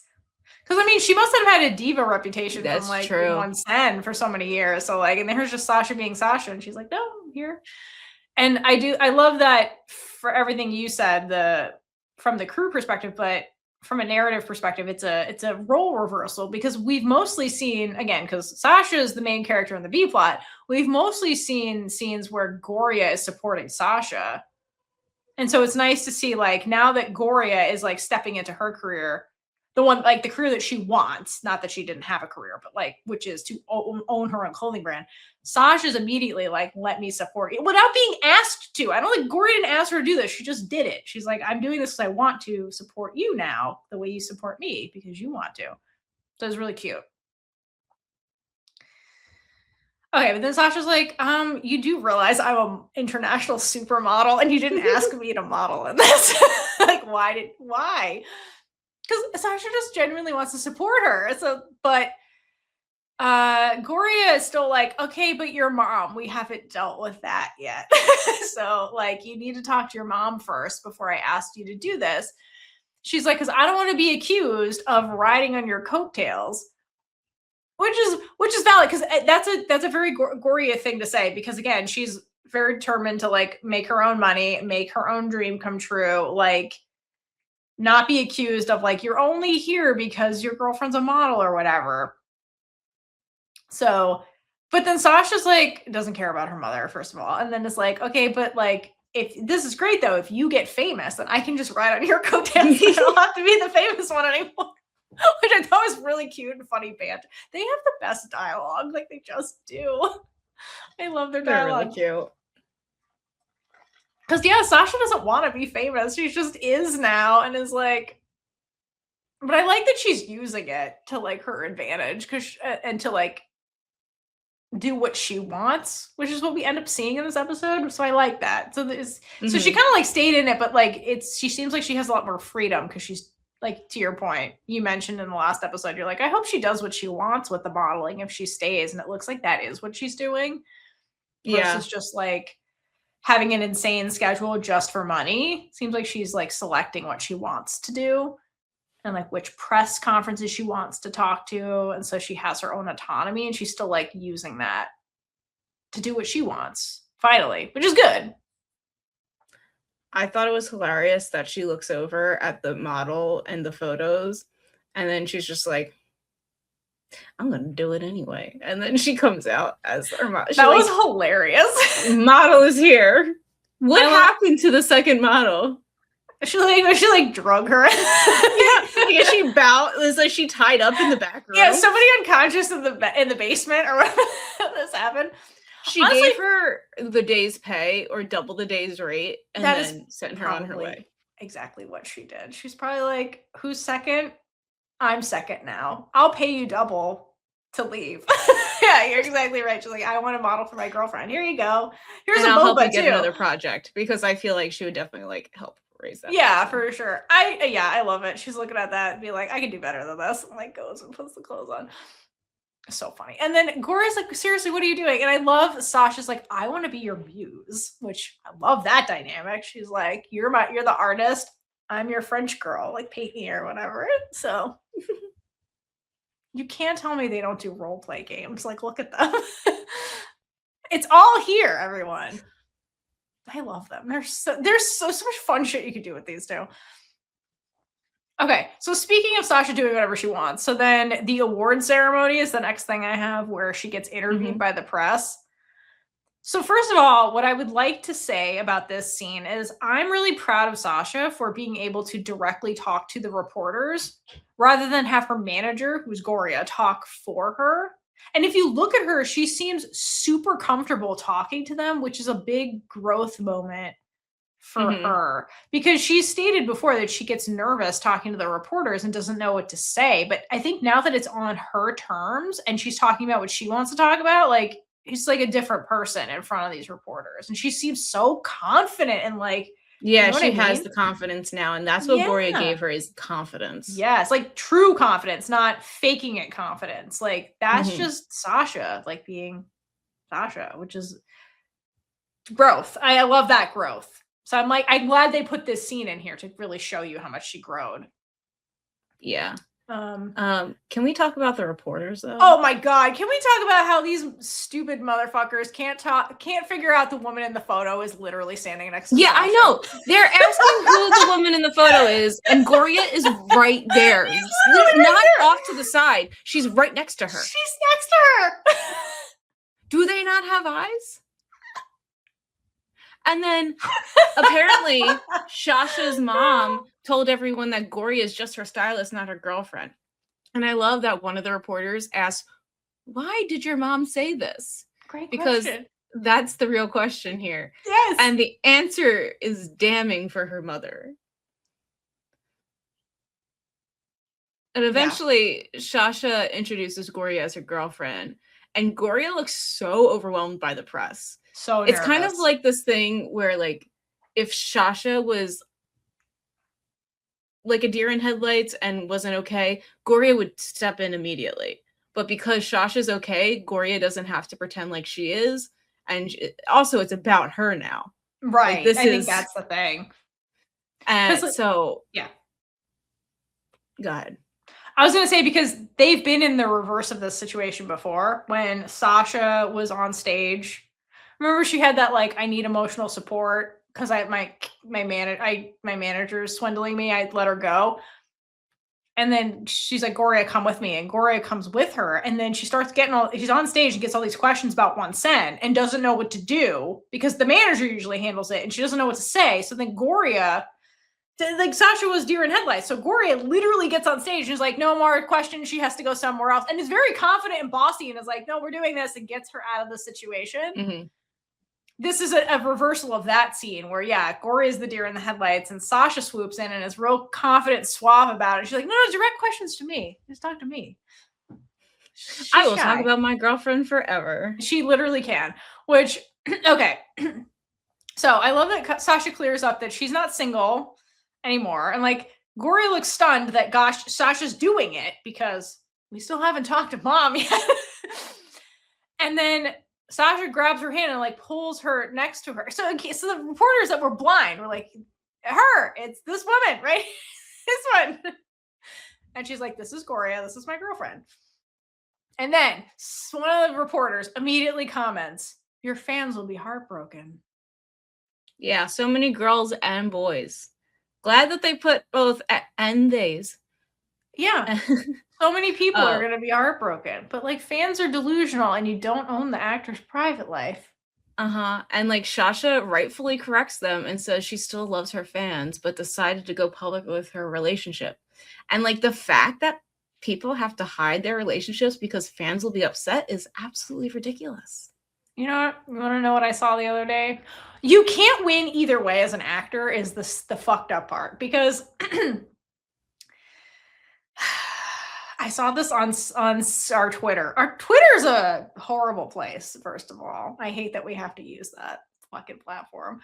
But I saw somebody talking about some Thai girl of actor. I don't even remember who it was. Basically saying, like, I don't understand why more, like, actors aren't like this one who, like, has a boyfriend and is, like, very open about it. And, like, I don't know if you remember when there were rumors that Freen was dating a man and the way the fans went absolute batshit crazy and then, like, were stalking her. And so it's like, this is why I'm like, your fandoms are crazy. I'm like, in a perfect world, the actors they don't even want them acting with a man. I know, you don't even want It's acting insane. with other people. You guys are crazy. Like, not you guys listening, but like people are crazy. Yeah, they're like, they start acting with somebody else and they're suddenly like they throw a fit. Like, you say that, but like these fans are awful, like some of them. So I'm like, and also the actors owe you nothing.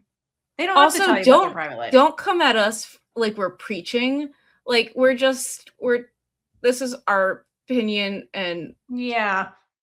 It's just like this is it's relevant to the media we're talking about. We're not just saying that to we had a comment, like someone was like, they've become too preachy for me. I'm like, sure, go ahead, leave, I don't care.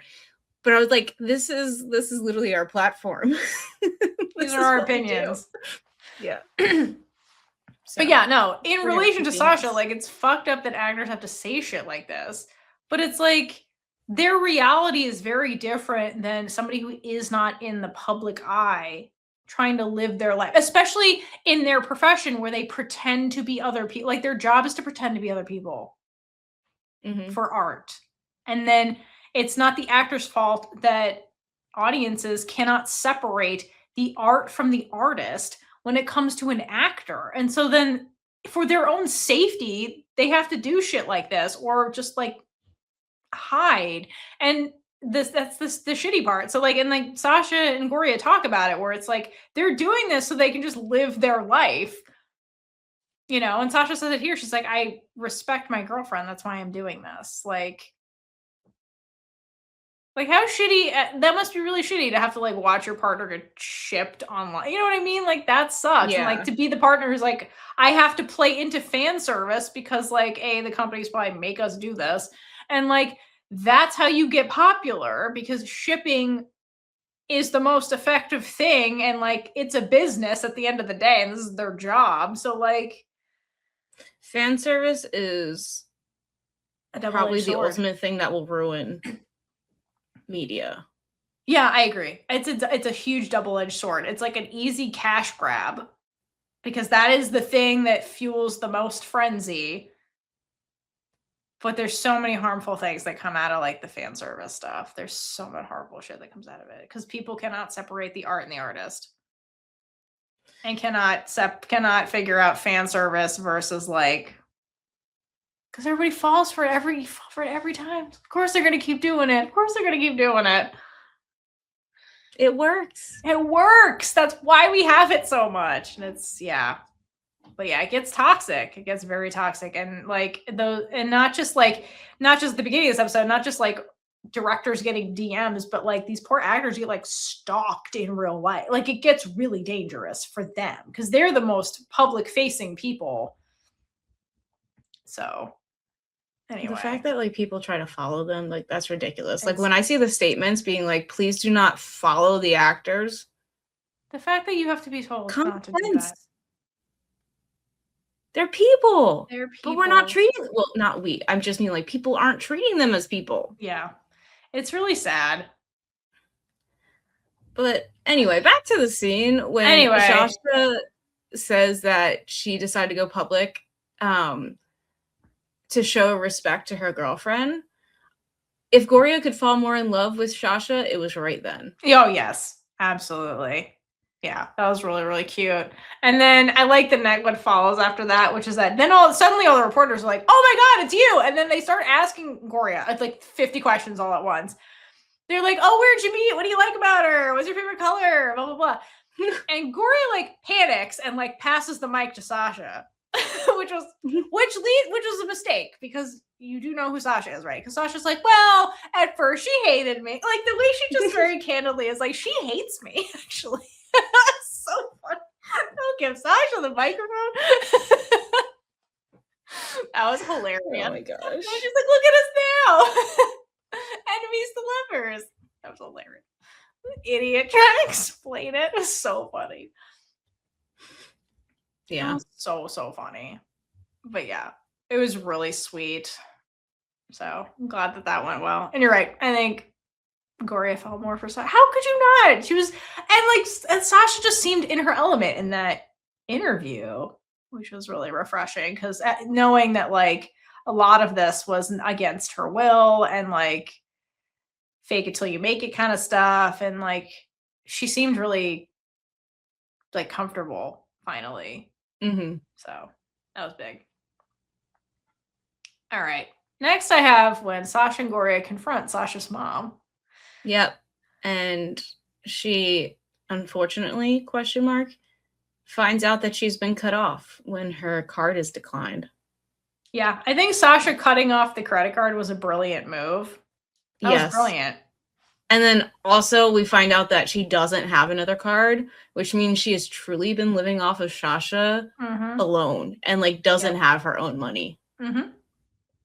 Yeah, why would she spend her own money when she can spend Sasha's? The arrogance, the hubris, again, ego, size of Prim's. I'm really proud of Shasha for standing up for herself and like not letting her mom control her anymore, because like this has to be a really hard thing to do. And oh my god, yes, Gorya's support has made this possible for Shasha. Oh, 100,000,000%.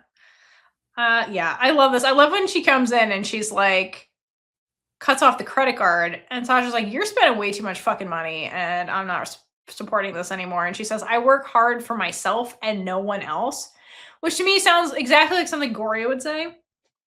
And so I think they're at the brain cell sharing stage of their relationship, which I love. And then, so mom freaks out when she realizes how real this my cash cow is kicking me to the curb kind of thing is going. And so she's like, oh, well, you've never acted like this before. Gorya changed you. And I love, without missing a beat, Sasha says, yes, she did.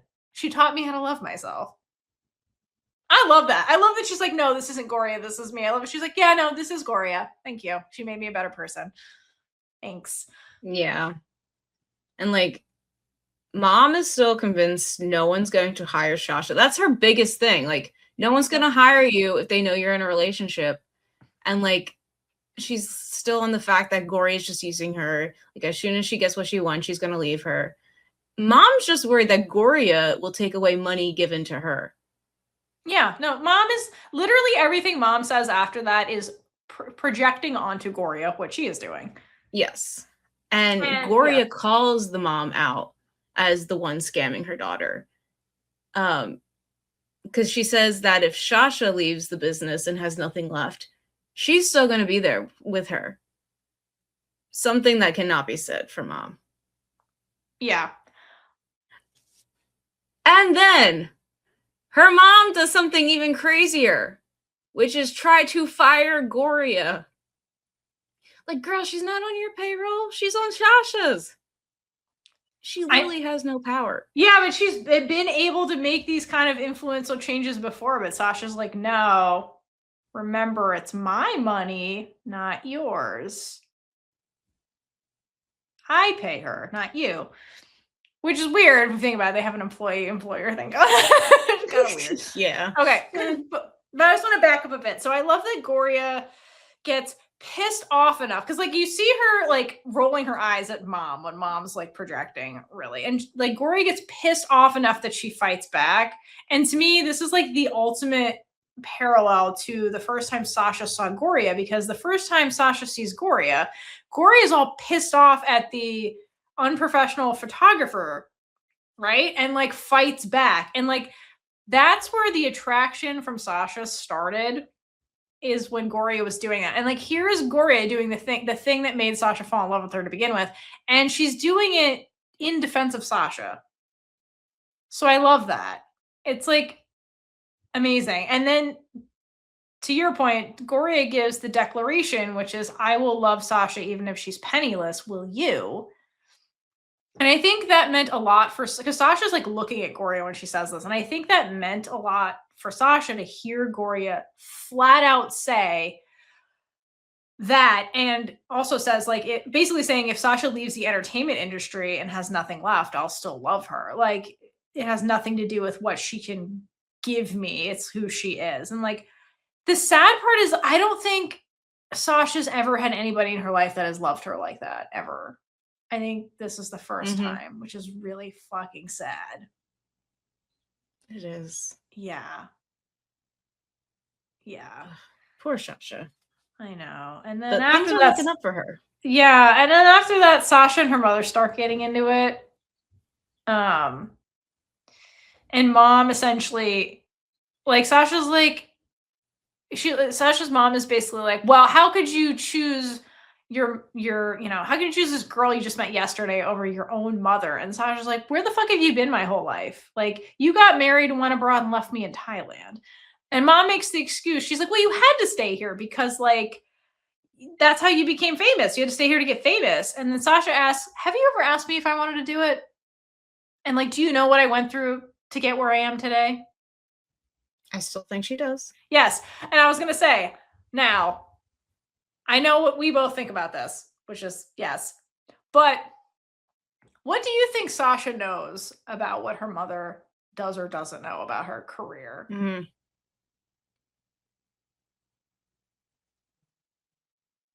I think she still wants to believe that her mom had nothing to do with it. Yeah. I think Sasha definitely suspects that her mom knows. And I think this whole thing was like the last test, like with the check and kind of stuff, to be like, does she care at all? And I think that when she takes the check, I think that just confirms everything. So I think Sasha does suspect. Mom knows. It almost breaks Shasha. You can see, like, as soon as she sees her pick up the check, it's like, no, she really doesn't care about me.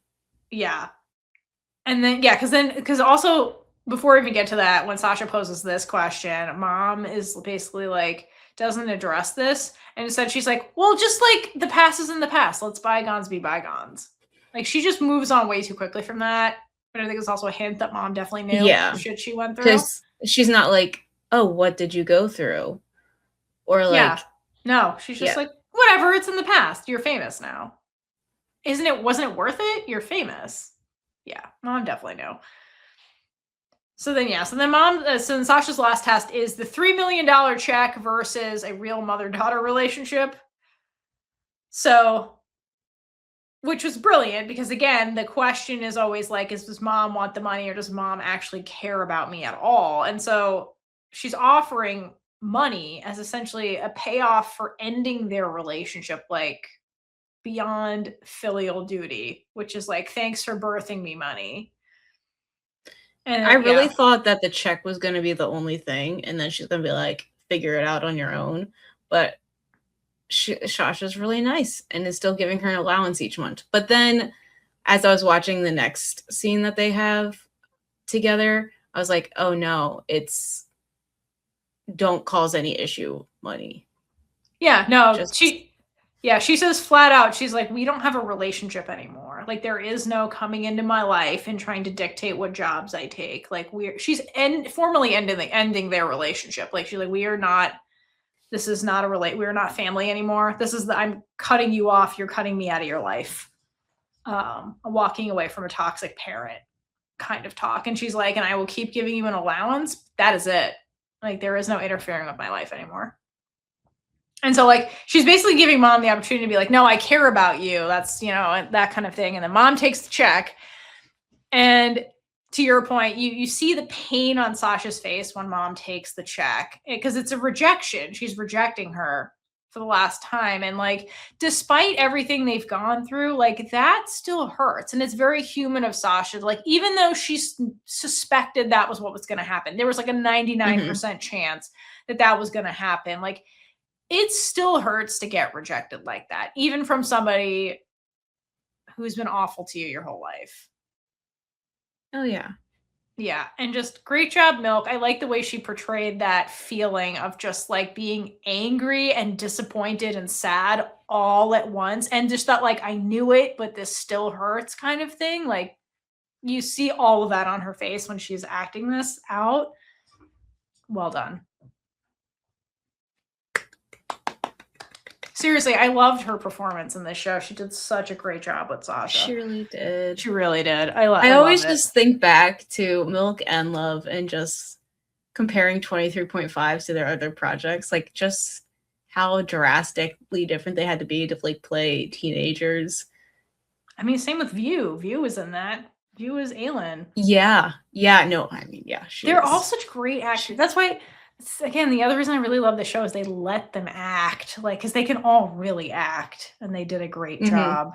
But yeah, no, Milk was so good as Sasha. Like, she's good with physical acting, and like her facial expressions were very on point. She did an awesome job. All right, that's all I had for the mom showdown. Next up is Gorya pitching her clothing brand, to Bambi's mom. First of all, I love that Bambi sets this up and then is also Gorya's PR rep during this meeting. Yes. Not only does she set up, she's like, no, Mom, you have to. What if somebody else scoops her up? Look at this. And Mom's like, yeah, she's like, it's a good opportunity to invest in a new designer. And like, she's like, when will you find this opportunity again? I love Bambi's mom. She's These like, designs are amazing. Why are you hyping her up so much? Like, this is suspicious. Yeah. Like, Mom's like, what is this? Yeah. And then like, I don't know if you have anything else for that, but Bambi's mom says, okay, deal finally. And she will wait to see Gorya's final designs. So my question is, does that mean yes or maybe? I know. I had that say at first I was like, yay, and then I watched it again and I was like, yeah, what does that mean? Either way, it's not a no, which Gorya will take. 100%. No, Gorya will turn that into a yes if it's a soft maybe. Seems like a hard maybe, but I think part of the reason why Bambi's mom says deal, not yes. Yes, deal. We'll just say deal because we don't know. Is because of how excited Bambi is. Like, she doesn't really get to see that much, and if it means this much to her, then that's something she can get behind. I'm not saying like the Gorya designs don't speak for themselves, but like part of the reason really is Bambi's excitement. Yeah, I agree. Okay, so then Bambi's drop dead gorgeous mother leaves us forever, and I cried a little. And then Bambi and Gorya are left in the scene talking, and Gorya's like, "Okay, but really, why are you doing this, Bambi? Because usually you have ulterior motives." And Bambi's like, "I just want to be your friend." And Bambi's love language is helping her loved ones get opportunities using her connections. Yeah, and I think this is Bambi's version of like fixing Gorya's torn dress, like the way Gorya did in the last episode. Because remember, Gorya did that and she's like, we're friends now, Bambi. So I think this is Bambi's version of that. Mm-hmm. And also like kudos to Bambi because like Bambi is, I think, going after what she wants, which is not really the clothing brand thing, but she wants friends that are real with her. And the most real person on this fucking show is Gorya. Like, she's the most real out of all of them. That's true. You know, because like that's why, you know, Bambi was kind of like into Shasha because like as a friend, because it's being like, you're not afraid of me, you tell me like it is. That's also what Gorya is like. So it does make sense that Bambi would also want to be friends with Gorya once she buries the Prim jealousy thing. Mm-hmm. But even despite that, again, like I mentioned at the very beginning of this episode, I love that their banter is still here. Their ridiculous banter. Because it's almost like they're playing games with each other in this conversation and like having fun playing their games. Because if you think about it, like with these three, like those are kind of the relationships they like. Like Gorya and Shasha obviously start out their relationship by playing games with each other and like having fun playing the games. But then like that would make sense that they would also want to be friends with Bambi, who also likes playing games like this. So I love that there's the sprinkling of the beginning of that, of like those three like definitely being friends. Cause like they would they would get along, like honestly, just by the way they're playful with other people. I mean, Bambi can be like playful and mean, but like, you know what I mean? Yeah. All right. So then this continues, and I love that Gorya is like, okay, cool, we're friends now, right? So like I don't have to be polite with you anymore, right? Meaning that Gorya's asking for permission, not asking for permission because it's Gorya, but basically being like, I can be super brutally honest with you now, right, Bambi? I don't have to like play around with my words. And like I said, I think that's what Bambi wants from a relationship, is somebody who will be honest with her, because that's the foundation of her relationship with Shasha. So she's on her way for forming a second real friend. Which I'm happy for Bambi, and I'm also happy for Gorya, because Gorya also doesn't seem to have super close friends. But also, we don't spend a lot of time with Gorya, so like I don't know that for sure. But when she was going through all that shit with Prim, we didn't have scenes of her like leaning on anybody. Mm-hmm. So I'm kind of glad this is happening for Gorya also. Yeah, that's true. It's so nice to see them be able to get past the past and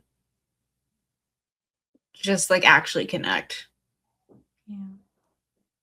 Just like, I like that their banter's there and they're still able to be playful and ridiculous, because that was what made them fun and kind of made me ship them for a while. I was like, you know what? Maybe you guys should hate fuck. That'd be fun. I'm surprised they didn't, to be honest.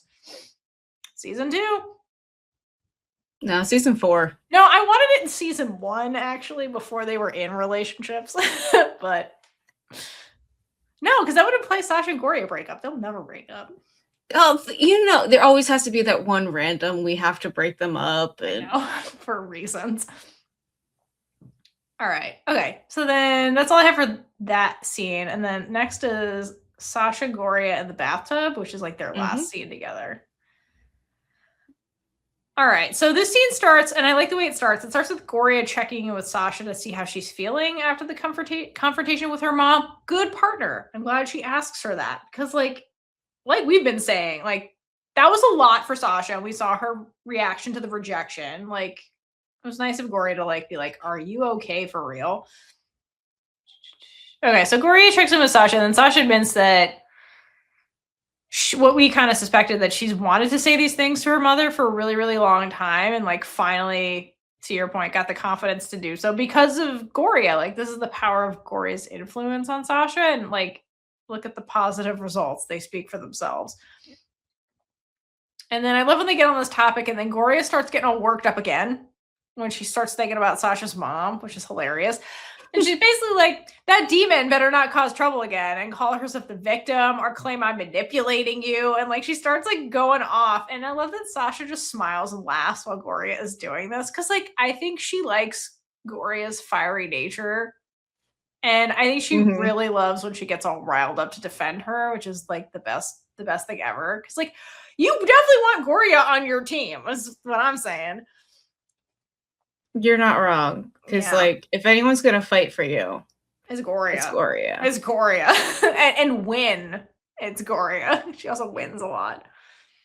Okay, and then I love it. Okay, going back to them and like Notting Hill and all of those references. So Sasha's basically like, Gorya, I think you've seen too many movies. This will be fine. And then Gorya is clearly worried about this still. So they love that Sasha's just like, how about I tease Gorya? And she keeps doing it. She's like, oh my God, but what happens if my mom runs out of money? And Gorya's like, oh my God, what if she runs out of money? And she's like, it's fine. Like this banter was also like classic them. And it was amazing. But as we all know, mom is not going to bite the hand that feeds. Okay. Cause like Shasha gave her 3 million baht and then was like, oh, give you an allowance forever. Like, I think mom has realized that she cannot manipulate Shasha anymore. Like Shasha is too much of an independent adult, thankfully. Thank God. Like has finally gotten there. So like this is the best deal she's gonna get. She wasn't cut off completely.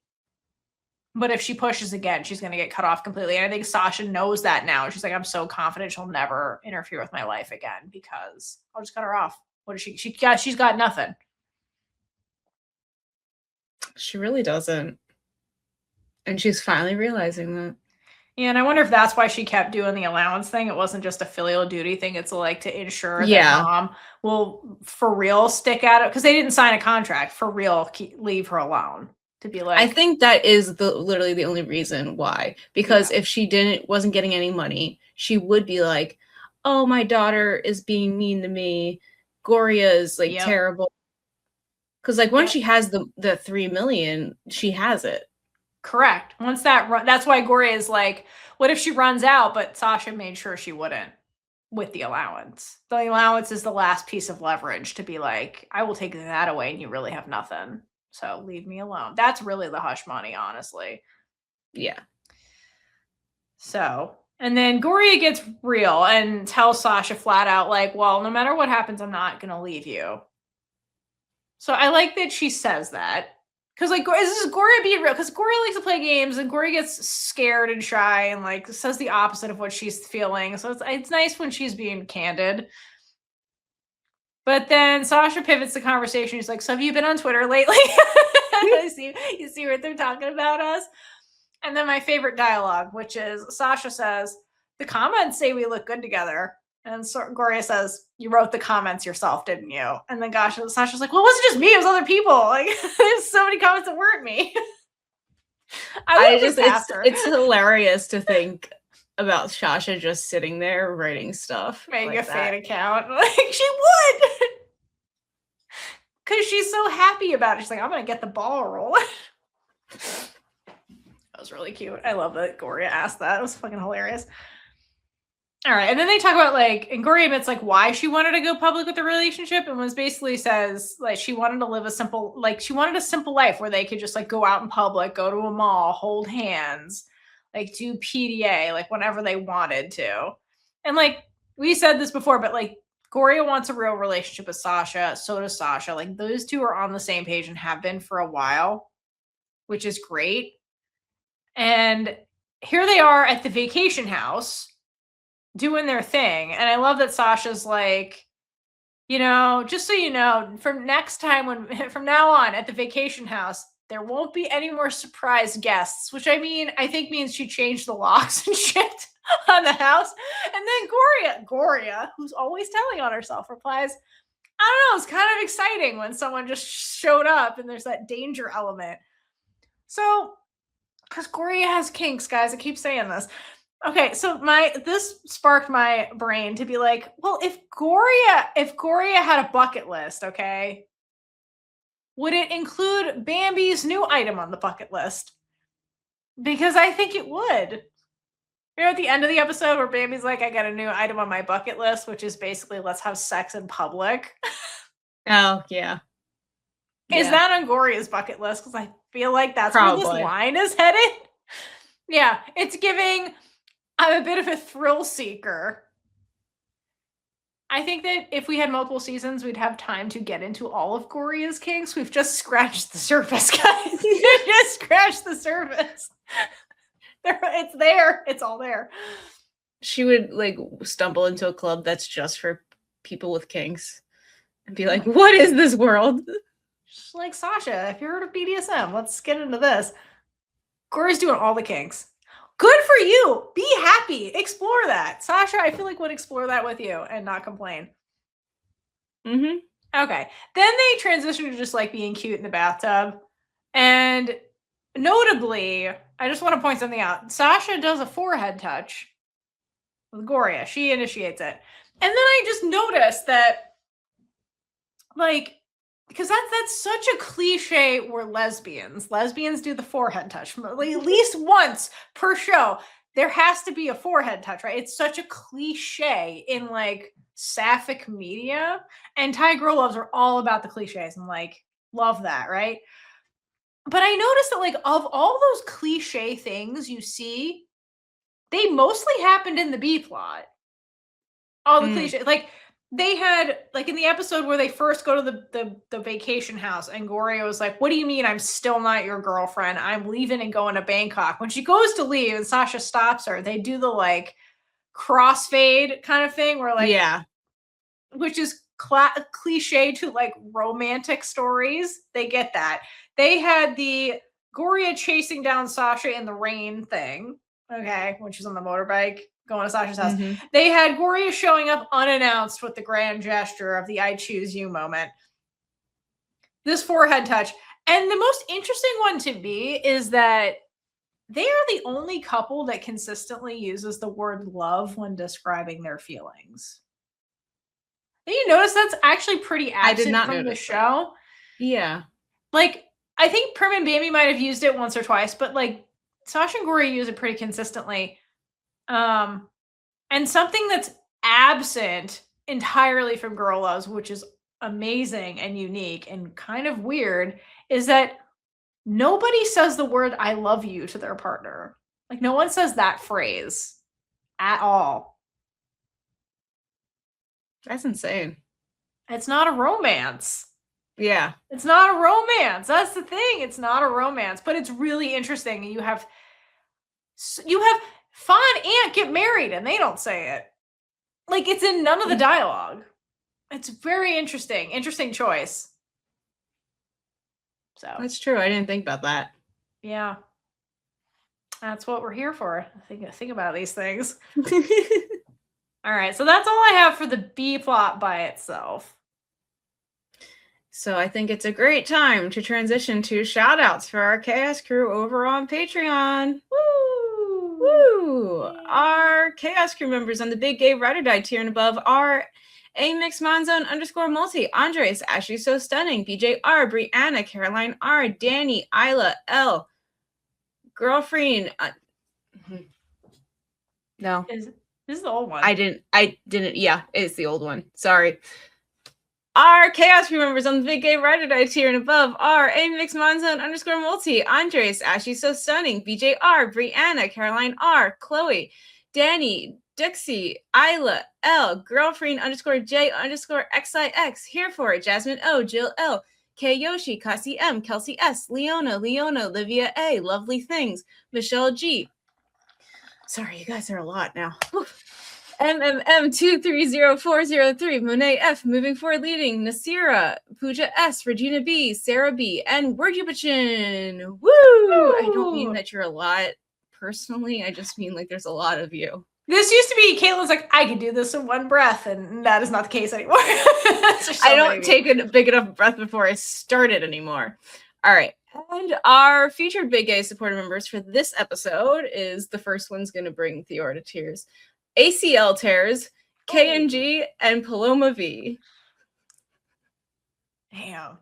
Thank you so much for all of your support.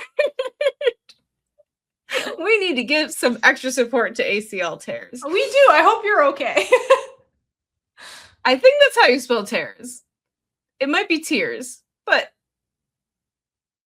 is tears and tears the same? Either way, are you okay? Do you need support? Tears. Let us know. Thanks for being here. Thank you guys for supporting us. Thank you for coming on the journey that is Girl Rules. And thank you, Patreon, and really everybody for interacting with us with Girl Rules. Hence all the shout outs to Marielle. Always consistently being on the comments. We appreciate all of your thoughts and the feedback. So thank you for that. We appreciate you guys. Yeah. It's always great to see you, especially in the comments. We get to know you and it's fun. Yeah. If you want to come talk to us and other people who love Girl Rules, Thai Girl Love, Queer Media in general, come join the Discord. That link is in the description, and you can make some new friends. It's a fun time over there. It is. Yeah. With that, we move on to the last but not least, the C plot. The C plot. All right. So they start with Min and her family, that whole resolution. That's the first one I have of just them. They really only have 2 scenes together that are just the 2 of them. Yeah.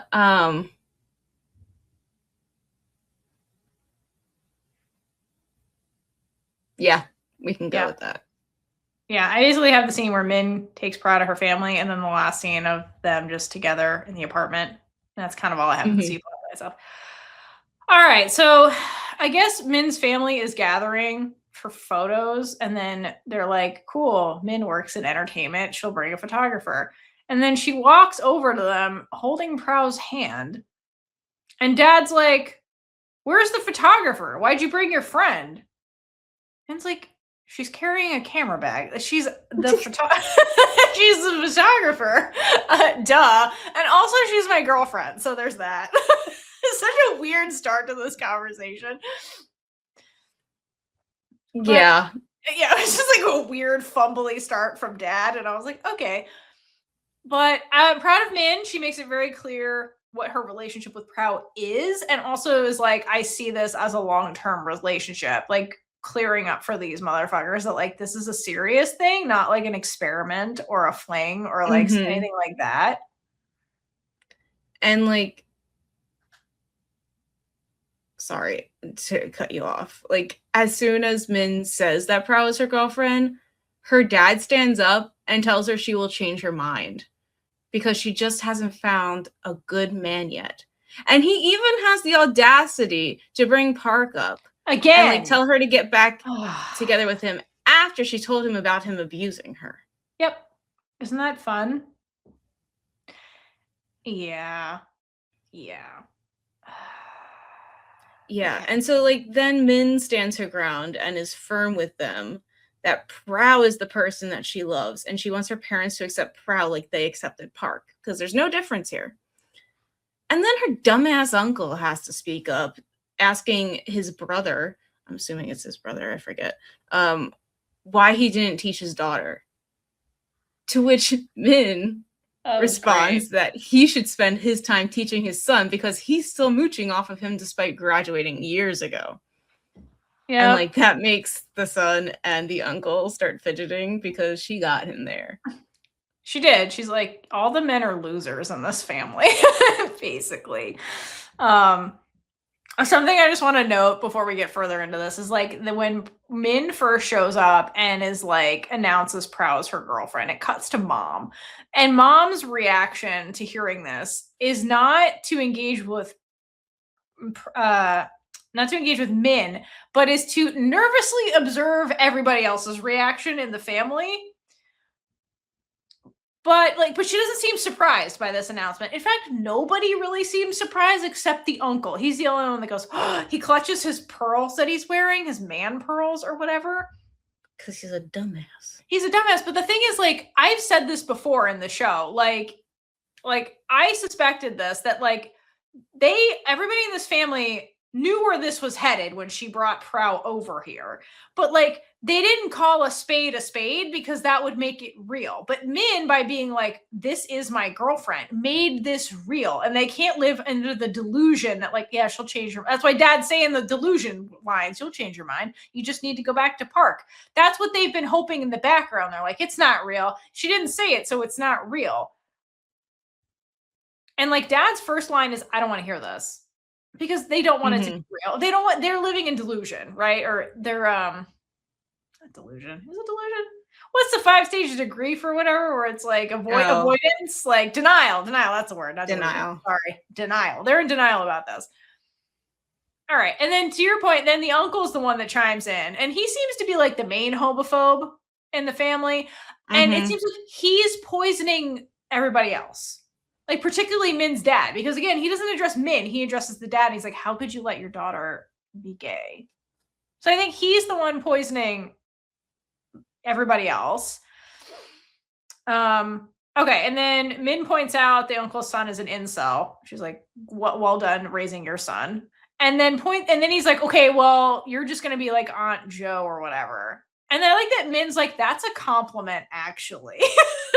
Yeah, I don't think that's a bad thing because she has money and freedom. She has money and freedom. Like, she's living the dream. And then I like that Min is like, you're not going to bully me into leaving Praew, basically, and draws the line, don't cross the line. She draws the line and is basically saying, if you don't accept me, cut me off then. I will no longer be a part of this family because, quote, I'd rather be with someone who loves me for who I am.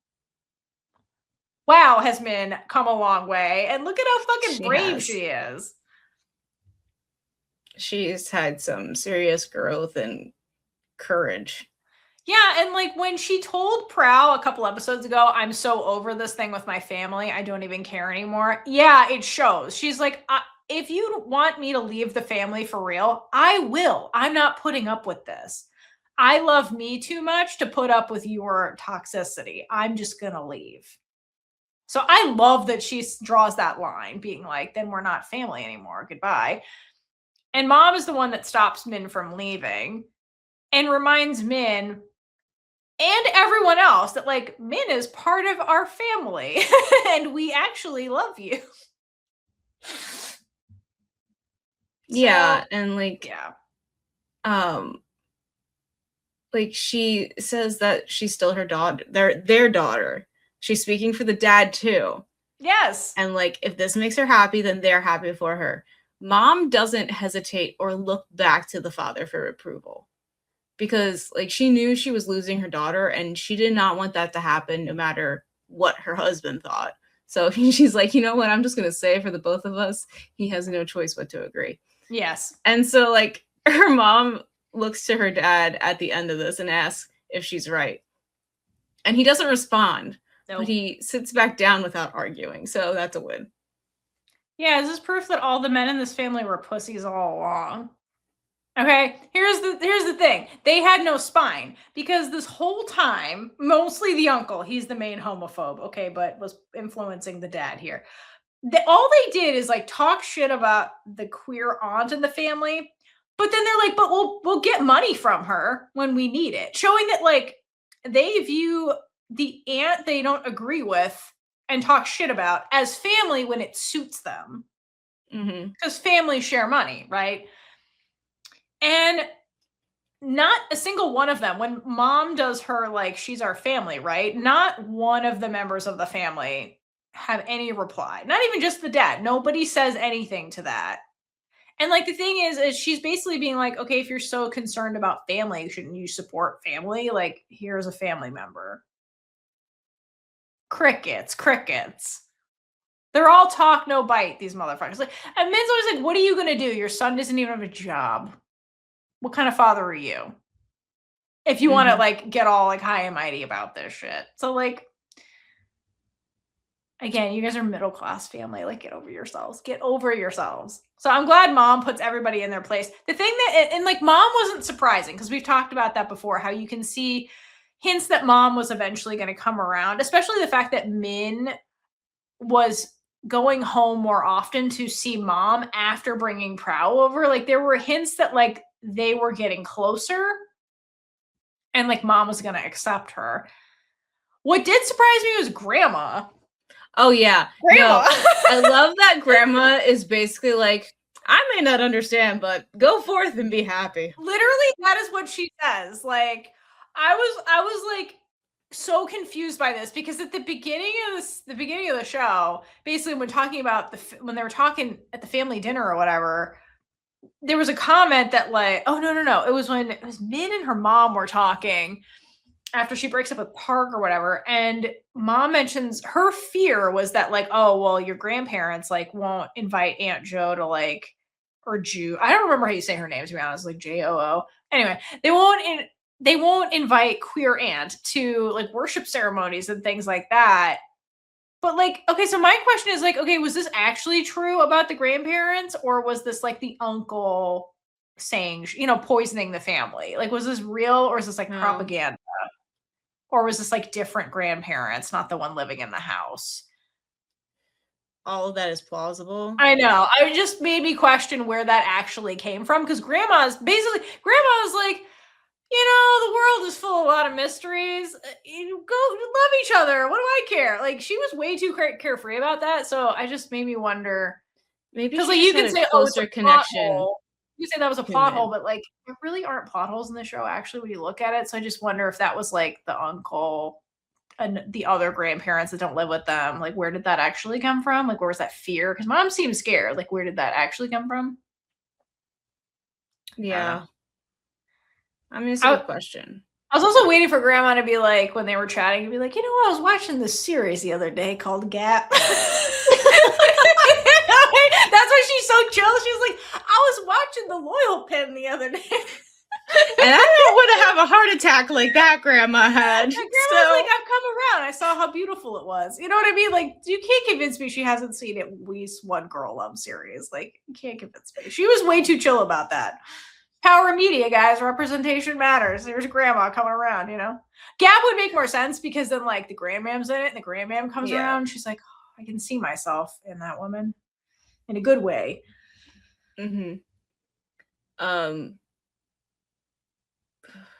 I just hope that this makes things better for queer aunt. Yeah, same. Fi never showed up. That's a complaint. Fi never showed up to play the aunt, which is a missed opportunity. If there was a season 2, season 3, Fi show up as the aunt. Yeah, Joe. Fan service. Come on, GMM. Yeah, that's the fan service I want. So have her show up and like be the queer guide for everybody in the show. It'd be great. Yeah, I don't know. I hope so. I hope they come around. Or at least like they stop talking shit about her. They clearly still see her as family, again, when it suits them. Okay, then they take the family photos. And it's really cute when Praew goes to join them, because I love the way I love her acting. The way she comes into the photo and then is like, I don't know where to put my hands. And like, it was really cute. Like, she was clearly nervous. She's like, I don't know how to, okay. And then it came out really cute. So I loved that. It was adorable. I was really proud. I was like, I don't know where to I was way too focused on the uncle whose face just drops when she gets invited into the photo. And like, I swore he wasn't going to smile for the photo, but then they show it to us and he is. I think it's AI. Just saying. Praew photoshopped that because she did the photos later and was like, I'll turn that frown upside down. It's a very Praew thing to do. But I'm really glad that Praew gets asked by the grandma to be in the photo, because like finally Praew got the status in their relationship that she wanted, because like Gorya, she's like, I just want to do normal things with you. But instead of being an international supermodel, Min had like supremely homophobic family members that was making that challenging. So I'm glad that Praew got what she wanted in the end, because like, again, she's the side character in the C plot, so she didn't get a lot, but she got the ultimate win, was just she gets girlfriend status. She's going to be she's in the family photo. Like, that's huge, you know? Mm-hmm. So, but she's conveniently on the side where they could crop her out. Not when she's the one doing the cropping, they won't. I mean, the uncle probably cut out Min and Praew and put it on his wall, but actually, he probably cut everybody else out. It's just him and his son. Fuck that guy. Oh my god. I wouldn't be surprised. Okay, so what are your overall thoughts for the resolution with Min's family? Do you feel like it was rushed or anything? No, I liked it because we had like the hints of mom being accepting. Correct. The dad's in the process. The uncle is just a bitch. He is a bitch. Grandma's the most out there thing. That was the wildest I kind of love it. For me. Yeah, I kind of love it too. And overall, it was just really cute too at the end. Screw the uncle. So yeah, I really like that scene. Yeah, I understand the sentiment that it felt rushed. Like, I agree, just because they resolved it all in that conversation, despite the buildup of like the homophobia being a huge deal. Mm-hmm. But also, like, it worked. I think it still worked, to be honest. Yeah. You know, like, I could have seen, like, again, if they had more time or more seasons, like, if they had more seasons, this is the season 1 finale, they go over there to do this, it's a huge fucking disaster and it blows up and like the men storm off. Grandma, I like Grandma doing this, but like, question mark, Grandma's upset.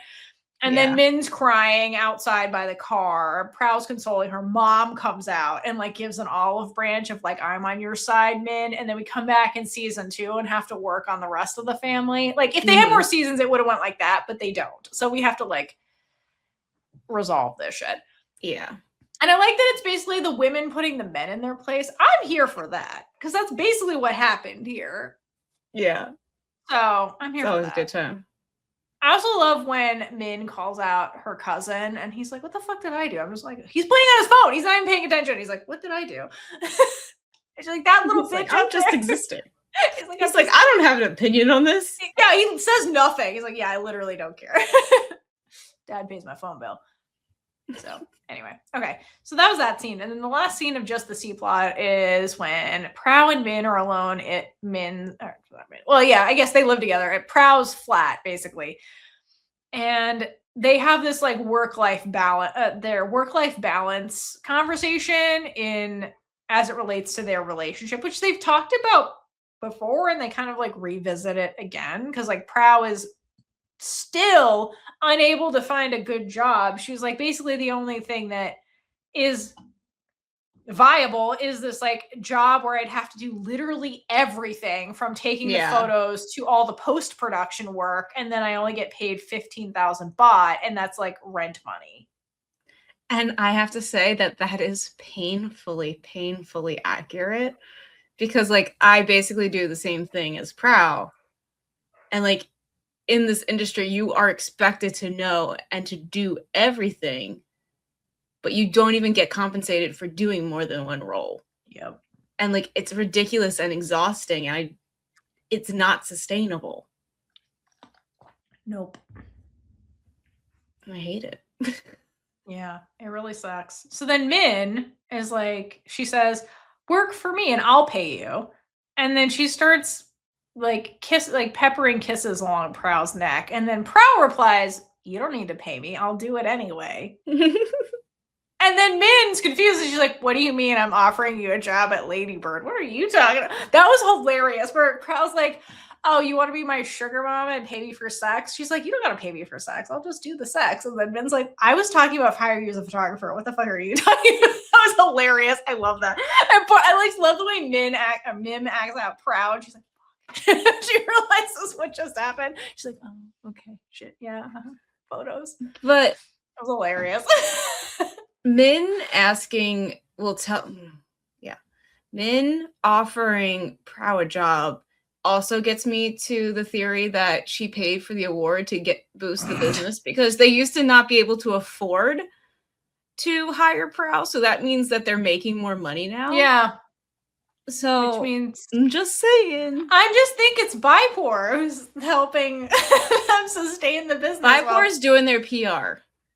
She's also doing all the other projects that Prim's MIA for. That is my headcanon. It's all Bipor. And it's going great. Anyway. Yeah, so then, but Praew remains adamant that she doesn't want to work for Min because she wants to like make it on her own, which is admirable, but like, girl, use the connection. Like, you use the connection. Yeah. How long have you've been trying this whole show to get a job? Yes, use it. Use the connection. And like the excuse, not an excuse. These are real sentiments, and Prow's not wrong for having them. In the other episode where this came up, Praew was like, well, I just don't want us to be glued to the hip all the time. I want to miss you, and I think that's healthy. Earlier in the episode, so we call bullshit on that, because earlier in the episode, Gorya comments that Min and Praew are inseparable now that they've gone public. So they are glued at the hip. Praew was at Lady Bird earlier today. Just get the job. You'll get healthcare. Like, just do it. Maybe. I hope they give them healthcare at Lady Bird. Anyway. Wait, but isn't healthcare free there? I don't think so. I don't know. I don't think it is, but I don't know for sure. But anyway, I'm just saying, get the benefits of, you know what I mean? Yeah. Get the steady paycheck. Okay, so, but like narratively, I think what this is it sets up Min and Praew to be in this type of relationship where they support each other. Each other is the key word, because again, Praew is the supporting character in the C plot. So a lot of the show is basically Praew supporting Min. And so I think the implications that going forward, Min is going to reciprocate and support Praew, because she's like, you don't stress out about the job. Take your time finding the right job. I will financially support us while you figure that out, because I'm in a position to do that. Like, you can lean on me right now while you look for what you want. Don't feel rushed. Which, that's huge, because first of all, coming out of school and trying to find a job is hell on earth. So grind is real, Praew. But also, Praew does not have a support system at all to lean on at all. So like, she would have to take the shit jobs to just pay rent if Min wasn't here to help her. Yeah. You know what I mean? Because like, yeah, she could be like, hey, Boom, can you cover rent this month while I'm trying to find a job? But like, that's a lot to ask your friend, you know? Who's also, I don't know what her situation was financially, because like, we know nothing about Boom other than she liked Praew for a hot minute. But like, you know, Praew doesn't have a family to rely on. She can't really rely on her sister in this way. So this is a big deal, I would imagine, for Praew. And I would imagine, like, because she's had to learn to be self-reliant, it would be hard to accept that. So it says a lot that Praew is willing to just like at least let Min like pay rent while she tries to get a better job that's more sustainable, you know. Yeah, it's a great opportunity for her, but also that means the company has to be doing very, very well. Yeah. I mean, they're getting ready to do a movie. Like, Prim's getting ready to do a movie, so like, yeah. Good for Lady Bird. Feminism, go Lady Bird. All right, so that brings us to the wedding. Aunt and Fa getting married. I honestly didn't expect a wedding at all in this show, but I like it as a concept because it's a good way to get all the characters and all the storylines to converge at the end. So I thought a wedding was a great idea, and they were sprinkling Aunt Fa's wedding throughout. So I was like, oh, wedding. I was like, oh yeah, smart move. You got them all together. That made sense. So I like that use of a wedding, other than the happily ever after thing. It got us here. But like it does continue we have a wedding in the finale. But we didn't watch the wedding. We just got That's true. The speeches. Thank you for not making us watch it. So that was nice. We didn't have fucking time for that. That would have been I would have been pissed. I'd be like, you spent 10 minutes on this wedding when like Shasha and like Bambi could have had a conversation. You know what I mean? Yeah. So yeah. Good job. And then Aunt Fa basically give a speech to everybody that came to their wedding. And basically these speeches were like a love letter to the series. It was a good way to like wrap up the girl roles without spoon feeding a lot by using, because Aunt Fa are like the elder queers, and it's like, this will be your future one day, youngins out there, essentially. So I like that. So it starts with Aunt speaks first. And basically she's like, well, I never really saw the value in marriage until I met Fa. So I like that statement, because basically what she's saying is like, it's okay to change your mind about what you want in a relationship. Like, that is okay to like think one thing is right for you, and then you grow and you're like, maybe that's not right for me. Maybe I want this. Like, changing your mind is okay, which is what happened with Min. And then she says, she thanks everybody for coming to the wedding, and then says, thank you for being with me when I smile and when I bawl my eyes out. So in the crowd is basically their friends. Okay. And she's addressing the friends in the crowd. So to me, this sounded really similar to what Shasha told Bambi earlier in the episode. Like, you know, it's you feel good when you have somebody to support you when you're happy, and with somebody to support you when you're sad. That's what Anna's saying. Mm-hmm. So, but I like in the context here, it's about friendship, not romantic partner. So friends as a support system is important. So I like that implication here. Oh yeah, that's a good point. Yeah. Because like in Fa's speech, she says something about like, if she didn't go through hard times, she would never know how important it is to have someone by her side. I gotta say, the show, especially this episode, is making me feel real lonely. Aw, you have me. I know. That's why when you said that, I was like, oh, that makes sense. Yeah, that makes me feel better. Yeah, it's really about they're talking to their friends. And that line is really good too. So then we transition to Fa's side of the speech, and that's like also saying like adversity makes us stronger. Mm-hmm. Basically, so like in the series, all of the couples, including Aunt and Fa, like are all tested, and then they become stronger when they work through the problem together. Meaning, like, if you run away from something and never face it, like, you'll never grow and change. But like, this is how we change, and if we do it together, we're stronger, and that's important. So I like that.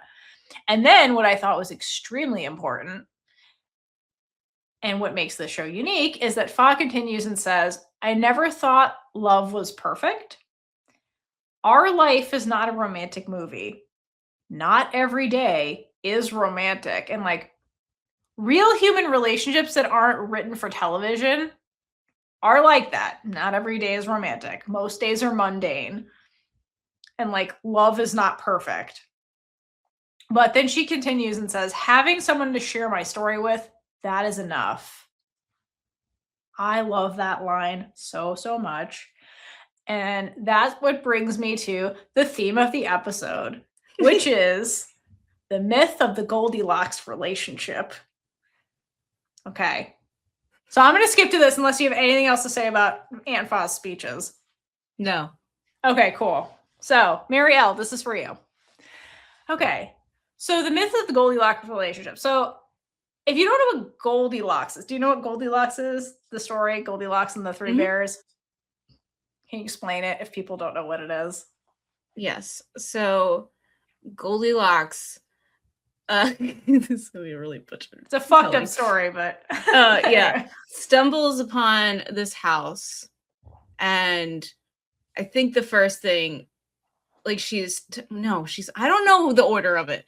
Either way, there's 3 different porridges. One's too cold, one's too hot, and then one's just right. And then she gets tired, so she's gonna go to bed. And one bed's too big, one bed's too small, and the other one is just right. So it's always just like something's too much, something's too less, and then something's exactly right. Correct. So the term Goldilocks, so the Goldilocks relationship, it's the relationship that's perfect. And I'm arguing that that's actually a myth, okay? Because perfection does not exist. Now, you can argue that you can have your own definition of, quote, perfection. And if you do, it is subject to your wants and your needs, right? And the thing about the Goldilocks relationship is, and perfection when it comes to relationships, is that media influences how we define, quote, perfect relationships, okay? And there are so many stories focused on romance or have a romance in it depicted on media. Okay, romance is its own genre, and it's a super popular genre for a reason, okay? So because of this ubiquity of like the perfect relationship being fed to us in media, it normalizes this concept, right? And by normalizing it, it inadvertently sets unrealistic expectations for like real relationships in real life. Okay. So I just want to give a little bit of context of like where the romance genre comes from. Like, do you know actually where romance genre comes from, like, at all? No, I should, but I don't. No, it's okay if you don't. So essentially, it comes from one of the OG forms of media, which is books. Okay, so I don't know when exactly in time, but essentially the romance genre came from wealthy white women trapped in marriages.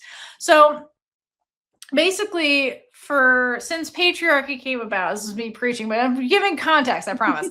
Patriarchy came out, like marriage was essentially a way to pass down assets. It's a legal thing. It's legally binding two families together and passing down assets in a patriarchy from like father to son-in-law kind of thing.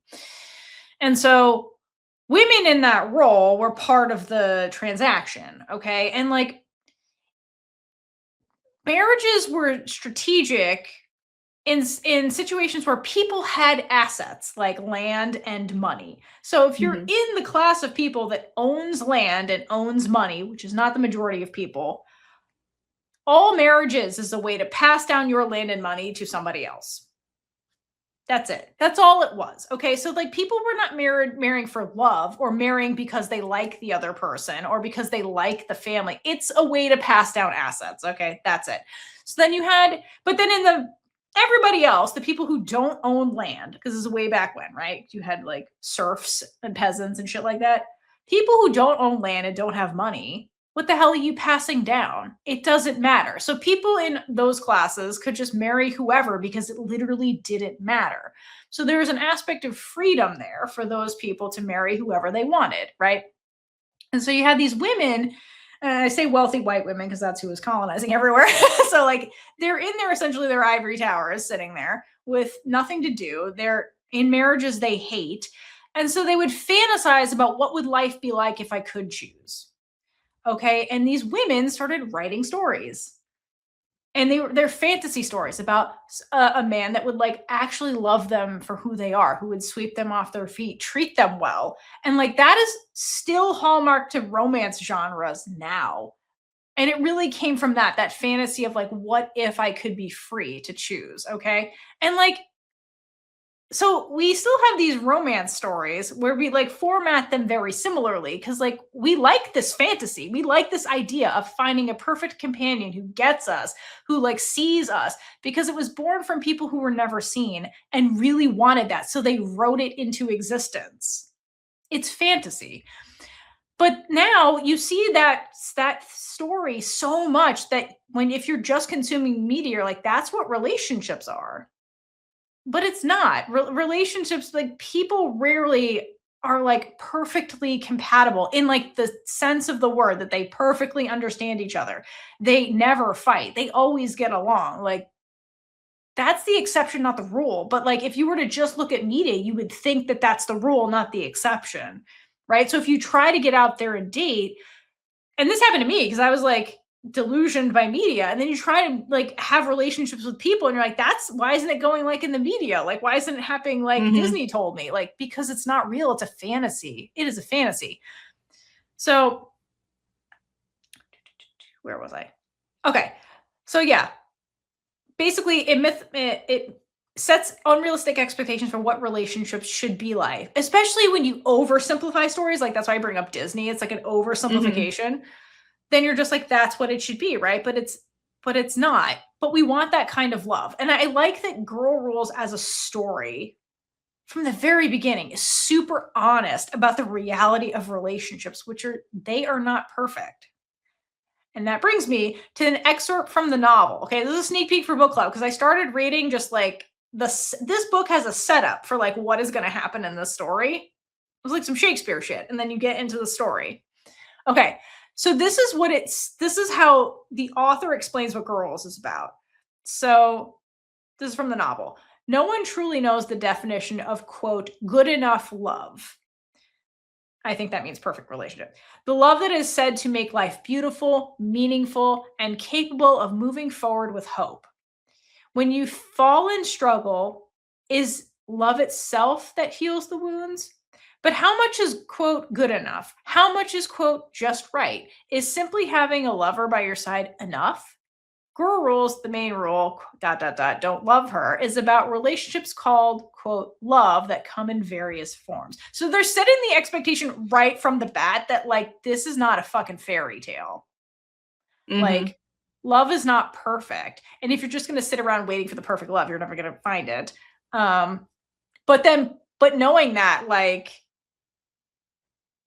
what are you willing to put up with? Like, what do you want? What do you not want in a relationship? And that's a bigger question that's really hard to answer in like 300 pages. You know what I mean? Like, it's really hard to answer in media because it's a very convoluted gray subject that requires a big explanation with very like infinite possibilities. And like, it's not media's fault that you have to like scope what you're writing about and narrow the focus. You know what I mean? To make it simple and to like fit your time constraints or like whatever it is. But I love that Girls is very frank about the reality of relationships. And they're like, we're setting out a story where we can actually explore that. So I love that because in real life, no relationship is perfect. Like everybody has their own red flag moments. If you're sitting there being like, I've never been a red flag in my life, you have been. I hate to break it to you. I have red flag moments. My wife has red flag moments. You also, like me, have yellow flag moments and green flag moments. Like we are combinations of all of these things. And the thing about relationships, it's really about like being able to work through stuff. And like working through problems is hard and it's uncomfortable and it takes effort. But the thing is, like, and what Girl Rules shows you is that the willingness to work together is what makes a good relationship. Like, and in my opinion, I agree with that. It's not fitting into the fantasy trope of like what a, quote, perfect relationship would be in a fucking fantasy. So I like in Fa's speech, it's basically saying all of those things where it's like, love's not perfect. I knew that. And like, I just want somebody to share my story. I want somebody to live my life with. And that's a relationship. That's a real human relationship. So I just like how real the show is. That's a great point that you bring up. And very enlightening. Yeah, I think that's a really good thing to think about. You made me start thinking a little too much. Sorry. Also, it made me really excited to read the book when I read that. I was like, this is going to be great. So next time on book club. All right. So let me know what you think or not think about that. But I think that was also like the theme of this episode because a lot of the couples were just like the resolution was working on things together. Allegedly in Prim and Bambi's, that was that was what they resolved. But based on Shasha and Bambi's conversation. But anyway.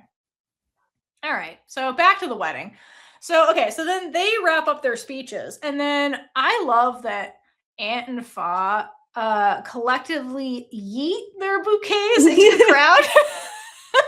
Like they throw it at their faces. Like they don't do the I'm turning around and tossing. Like they yeet it into the crowd. And Bambi catches one. So next time on the 4 Elements, Bambi's getting married. Sorry, I've been traumatized by the 4 Elements and catching bouquets. That's all I can think of. That's true. Yeah. That's true. Oh my gosh, thank you for putting that together. Oh my gosh. Bambi finds love. Yeah, I brought back the 4 Elements. Because again, they're heavily hinting that Prim and Bambi are going to get married. I think they need a lot of therapy before that happens, but okay. They can get married in 10, 15 years. Yeah, like after everybody else.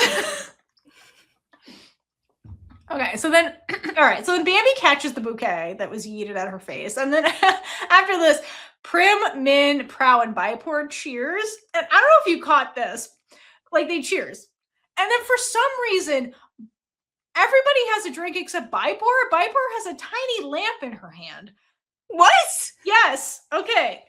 I have to send this to you because I took screenshots. It's ridiculous. She has a lamp. Somebody gifted it on Tumblr because that's where the gods go. Lamp?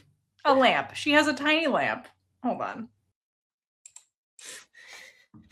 Evidence, Your Honor. Bipor is cheersing everybody with a lamp. I don't know why, but I kind of love it. I feel like that Bipor would do that. And is she old enough to drink? Okay, that was my first thought. I'm like, is she old enough to drink? Okay. All right. Then we cut away from this. Later, when Crystal comes to serenade her, Bipor's holding wine. So no, it is not a drinking thing. She just has a lamp in her hand. It's not. My brain did that too. It's not even that she doesn't want to drink. It's I don't know, did Bonnie misplace her drink? It was like, fuck, and then just improvised and had a lamp? Like, who knows what this was? It's hilarious. I'm glad it's in there because it's very Bipor. Bipor being like, I'm excited and I want to participate, but I don't have a drink. Here's a lamp. Like, Bipor would do that. So it was fabulous. So if you didn't catch that, please go back and watch it. Bipor chooses everybody a lamp. Is this like one take where she's just like, I'm going to do something weird, guys? It works. Use a lamp. Bipor would do this, though. So either way, it's brilliant. I love it. Amazing. So I had to point that out because I was like, yeah, she's doing what I think she's doing. All right. Other thing I just want to point out very quickly about the wedding is that the only couple that color coordinated their outfits besides the brides are Shasha and Gorya. And I was like, they would be the couple that color coordinates their outfits. But my question is, whose idea was this? Was it Shasha or Gorya's idea to color coordinate their outfits? I feel like it would be Gorya's. See, because Gorya's probably styling them. I thought that, but then I was like, I'm pretty sure Shasha would be the one who's like, I want to match you. Like, Gorya obviously picked out the outfits, but I'm pretty sure this was, I like to think, I thought that first, I was like, honestly, it's probably Sasha's idea. She's like, I want to do a girlfriend thing. Let's match. It works no matter what. I'm just, who do you think? Whose choice was this? Who brought it up first? Was it Shasha or Gorya? Who wanted to match their outfits? It could go either way. It works. They're in the sharing the brain cell stage. It definitely works either way. They're both fun to think about. Enjoy. And let us know. Okay, and then it cuts to something that I have many questions for. So then Prim gets up on stage and is like, for some reason, I've been nominated to speak to the brides on behalf of everybody. Why is it Prim? She wasn't nominated. She put it on herself. She's like, I will be the voice for everybody. Why is it Prim? Well, it makes sense because they used Aunt and Fa as a foil for Prim and Bambi, so. I mean, yes, the girl was writers. That makes sense. But, okay. I was just like, God damn it, Prim. And then Prim gets up there and does exactly what I expect her to do, which is she basically gives this speech where she says, essentially, Aunt and Fa are great because all the things they do for me. That was basically the speech. So she would get up there and make someone else's wedding about her. Prim has not changed enough. Yep. Okay. All right. And then And then she says another line that makes me laugh, which is, the most important thing is, as long as we trust each other, we can do anything. It's like, I don't trust you, Prim. I have a hard time believing this line going out of your mouth. Min can't trust you, that's for sure. Min is gonna have a heart attack by the time she's 30 or 40 because of you. Anyway, okay. Anything about Prim's speech before we move on to the highlight? All right. So then Prim's like, all right, I'm not just going to make this about me. I also have a surprise, which is Crystal's here. And this is me watching it being like, finally, I can get my moment. And they did not disappoint. Okay. All right. But then Twitter happened. And I found fans commenting that, oh no, on this scene. Because, like, basically Crystal serenades the room, but really Bipor. And then goes out in the crowd and, like, interacts with Bipor. And then fans were commenting that Emmy Bonnie are so bad at acting like they don't know each other. And then I was like, these characters have had a conversation before. You do know they're not strangers, right? Like, they've met. And like, yeah, there's a whole reason that each other. You do know that, Bipor right? is like swooning over her. Yes. Okay. So we know that they know each other. But now I want to speculate on how well do you think they know each other based on this interaction? They seem to know each other pretty well. Yeah. Okay. So Crystal slipped her number. Here or before this scene? Before this. I agree. I think this reinforces my theory that when Shasha took Bipor to make Gorya jealous, the minute Gorya left, Shasha left 3 minutes later and was like, good luck, Bipor. And then Bipor had a date with Crystal. And they've been seeing each other ever since. That's what I'm here to argue, Your Honor, and here's my evidence. So based on this interaction, so Exhibit A, Your Honor. So when Crystal gets on stage after Prim's like, here's your surprise, Crystal and Bipor stare at each other. That's the first thing that happens before she sings a single note. So suspicious. Then Exhibit B. After that happens, Bambi catches Bipor staring at Crystal and then teases Bipor about it. So even Bambi can see. Then Exhibit C. Crystal literally swaggers up to Bipor and then shoots, and then Bipor looks at Prim. Okay. Suspicious. And then Exhibit D. Crystal then curtsies, holds Bipor's hand, spins Bipor around. Bipor then, with the famous artist, spins Crystal around, and then Crystal kisses her knuckles. What is this? Why did GMMTV turn this part into a Disney movie? Like, it was like Crystal's like the prince, like bowing. Like, what was this? Was some Cinderella shit that they just threw in right here. This was wild. So they seemed way too familiar with each other to have only like had that tiny bit of banter at the bar or the secret gay bar. You know what I mean? Yeah. And yeah, like, no, definitely. And like the way Bipor's looking at Prim and stuff, like it was like, I'm pretty sure they've been seeing each other. Like, that's just, I'm just saying. Something had to have happened. And like some people have to know about it because they were teasing her. Yes, right. Also, like, what we brought up at the beginning of this episode, why was Bipor at the wedding? She doesn't know Antifa. We've never seen her at Blossom. I think she was there for Crystal. I think she's there for Crystal. I don't think she knows Antifa. That's my humble opinion. I think she was there for this moment. And that's why Bambi's like, yay, it's your moment. That's why you're here, right? My question is, why is Bipor not in the ending scene? Okay, I have thoughts about that at the end. Because the very end scene is like the A-plot, C-plot all sitting down, just like hanging out after the party. The wedding's over. I'm pretty sure they're the only people left. I know. Like, it's just them. It's just them at the end. And I know we're jumping, but I have to. So what I really wanted to be the very last thing was them just hanging out and then Prim be like, wow, Bipor's taking forever. Where is she? And then somebody, probably Praew, who's really observant, is like, oh, she left with Crystal hours ago. And I'm just like, you're like, what? And then it just ends. That's how I would end the show. That's hilarious. But also, like, Crystal definitely. Why are they still there? I don't know. They're dumb. Because Prim made the wedding about herself. She's like, I'll leave when I want to. And like, and far gone. Like, it's just them. Anyway, we're not there yet. So, okay. While Crystal is serenading Bipor, Min and Praew have a chat. And while they're dancing, and I'm really glad Praew is able to dance with Min in public. Again, Praew got all the things she wanted. They're doing normal couple stuff. They're acting very normal coupley in the middle of this wedding. And basically they have the where is this going talk, essentially. And thank God both of them are like, yeah, it's too soon for us to start talking about marriage. We like just started living together a week ago because you were mad at Prim. Yeah. So I'm happy for, because we have to reinforce the age gap where Prew's like, I literally just got financial independence. So, because I'm not in school anymore. So I'd like to like have my life for a bit before I'm yeah. So I'm glad they cleared all of that up.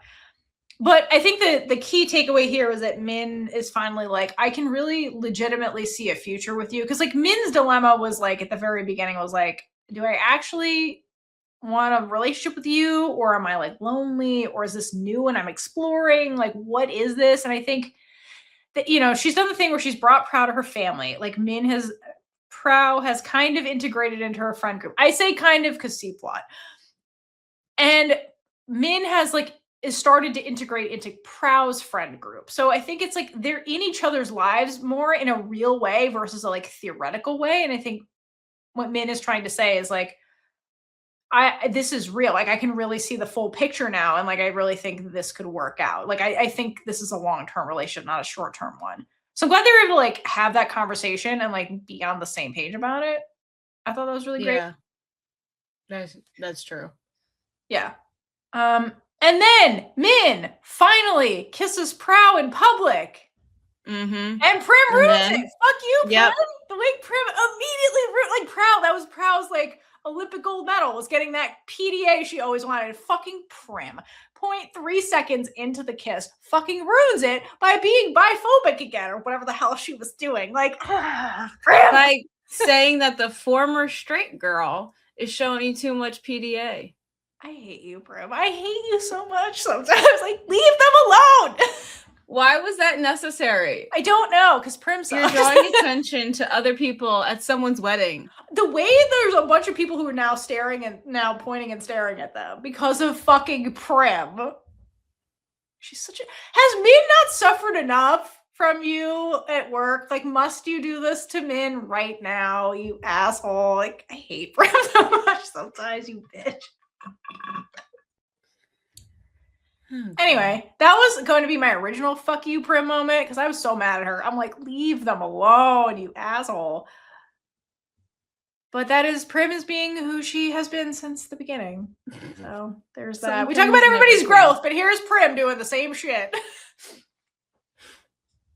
Again, I give her and Bambi a week before they're fighting. Prim has not changed. Okay. All right. So then, okay, so after that happens, Crystal serenades Bipor, and then after that, I have to keep bringing that up. And then afterwards, Bambi and Prim meet up in the bathroom. Mm-hmm. And that's where we get that line from Bambi, which is the, can you put up with my self-centeredness for the rest of your life? That I really should be Prim saying that. But Prim instead says, are you sure you can put up with my difficult temperament and workaholism? And they ask these... I'm like, girl, like, and then they ask these questions to each other, and basically it's like, if you can do it, I can do it. I'm like, what is, you guys are the worst. So what if neither one of you can do it? You guys are the worst. Oh my God. Okay. And then Bambi instigates sex in the bathroom, essentially, is what happens. And I don't fully understand what happens here because Bambi, I mean, I do understand what happens, but like, I don't understand the lead up to this because Bambi is then like, yay, we're back to our like, we're happy, passionate banter from the beginning. Let's have sex in the bathroom. So she goes and locks the door into the bathroom so that nobody else can get in. And then Prim is like, cool, and then leads Bambi into a bathroom stall and closes the door. Why? Okay. Why? So all I can think about is the poor people waiting to use the bathroom. That? And like they go into a bathroom stall with a full-length door that has a lock. They did not need to lock the whole bathroom. Correct. Or if you're going to lock the full bathroom, have sex on the sink. There was all that room out there, and you guys went into a smaller space to do this. That doesn't make any fucking... But it was Prim leading the interaction. Are you surprised it made no sense? It was Prim. That made no... I'm like, what do you... There's the sink is right there, and you guys are going into a room that has a toilet in it, first of all, and then it's smaller. Why would you do that? And then also... Do you guys even know you were alone in that bathroom? I would love to think that somebody else was in there in a stall, and then this starts happening. Crystal were in there. What is that person gonna do? They're like, "Fuck, I'm trapped in here."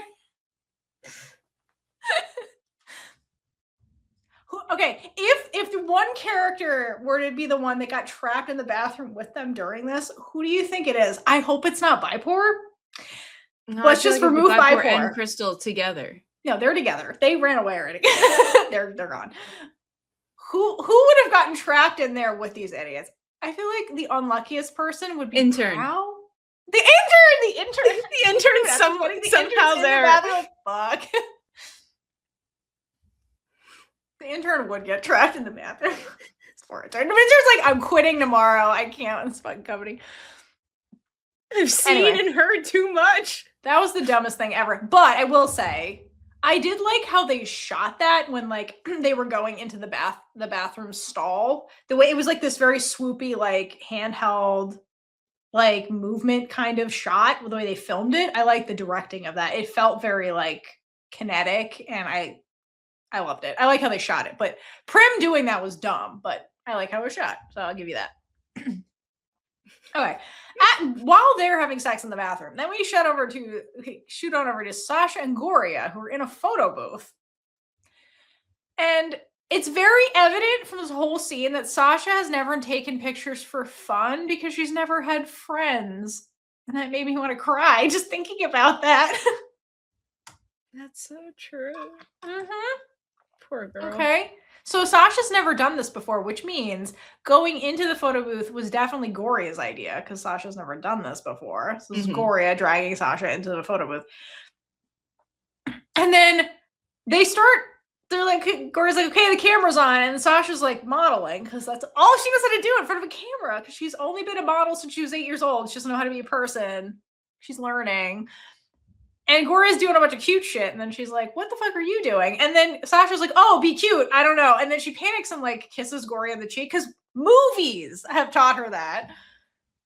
And then Gorya's surprised, which she shouldn't have been. And then it's like, you ruined the photo because I was surprised. And then Sasha's like, okay, fine. Instead of kissing you out of nowhere, I'll just kiss you real slow then. Then you know it's coming, and I know you like that. So she's like, I'll just flirt with you because this is going terribly. But so I love that. And then I love that Gorya is like, basically she wants cute girlfriend pictures because like they started with sex, and she's like, we missed all the romantic shit because we started with you kissing me slowly. Well, actually it was Gorya that started it. And she's like, that's how this all started, but we missed all the cute stuff. So let's do the romantic things because we missed all that. Because they have the ass backwards relationship. And then we get into some like a little bit of like insecurities that are kind of a little bit lingering, where basically Gorya's like, well, it's important to like be cute too, and then you get like to see different sides of you and different sides of me, and like Sasha's like, well, what if you don't like other sides of me? Like, don't you like me how I am, kind of thing? Which is valid. It's a valid question to ask, especially a person who's like never had a real friendship before, who's had this person basically be like, I'll love you if you're penniless, like. It would be normal to be like afraid of losing Gorya and be like afraid of like, what if you don't like something? Like that makes sense. And also Gorya hated her in the beginning so bad. This is also it's so valid coming from Shasha for so many reasons. It really is. To say this, you know what I mean? But Gorya is such a realist about it because Gorya is so grounded in reality and most of the time. And she's like, it's okay if there's things about you I don't like because there's probably going to be things about me that you don't like. And that's real. Like, again, you're never going to find a person that's perfect. You know what I mean? It's people are going to have flaws. And people aren't perfect. People aren't perfect. Exactly. That's what Gorya's saying. She's like, I'm not perfect too. Don't put me on that pedestal. I'm not perfect. You're not perfect. It's fine. But like, doesn't mean I'm going to leave you kind of thing. Unless it's like, I murder people in my spare time. Then yeah, I'm going to leave you. That's a deal breaker red flag, you know? That's where you went.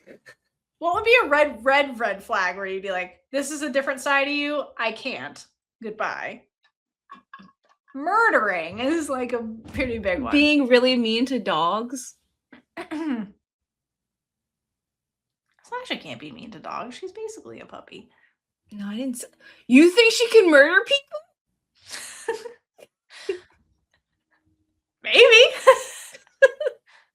Of all the characters who are saying things that Shasha could be. I think they could commit murder is Bambi. I think Bambi like a passion kill, you know? If like No, someone else would Shasha would kill them, yeah, and then Bambi would be the one. Bambi would also bury the body. Yeah, exactly. Yeah, I can see that happening.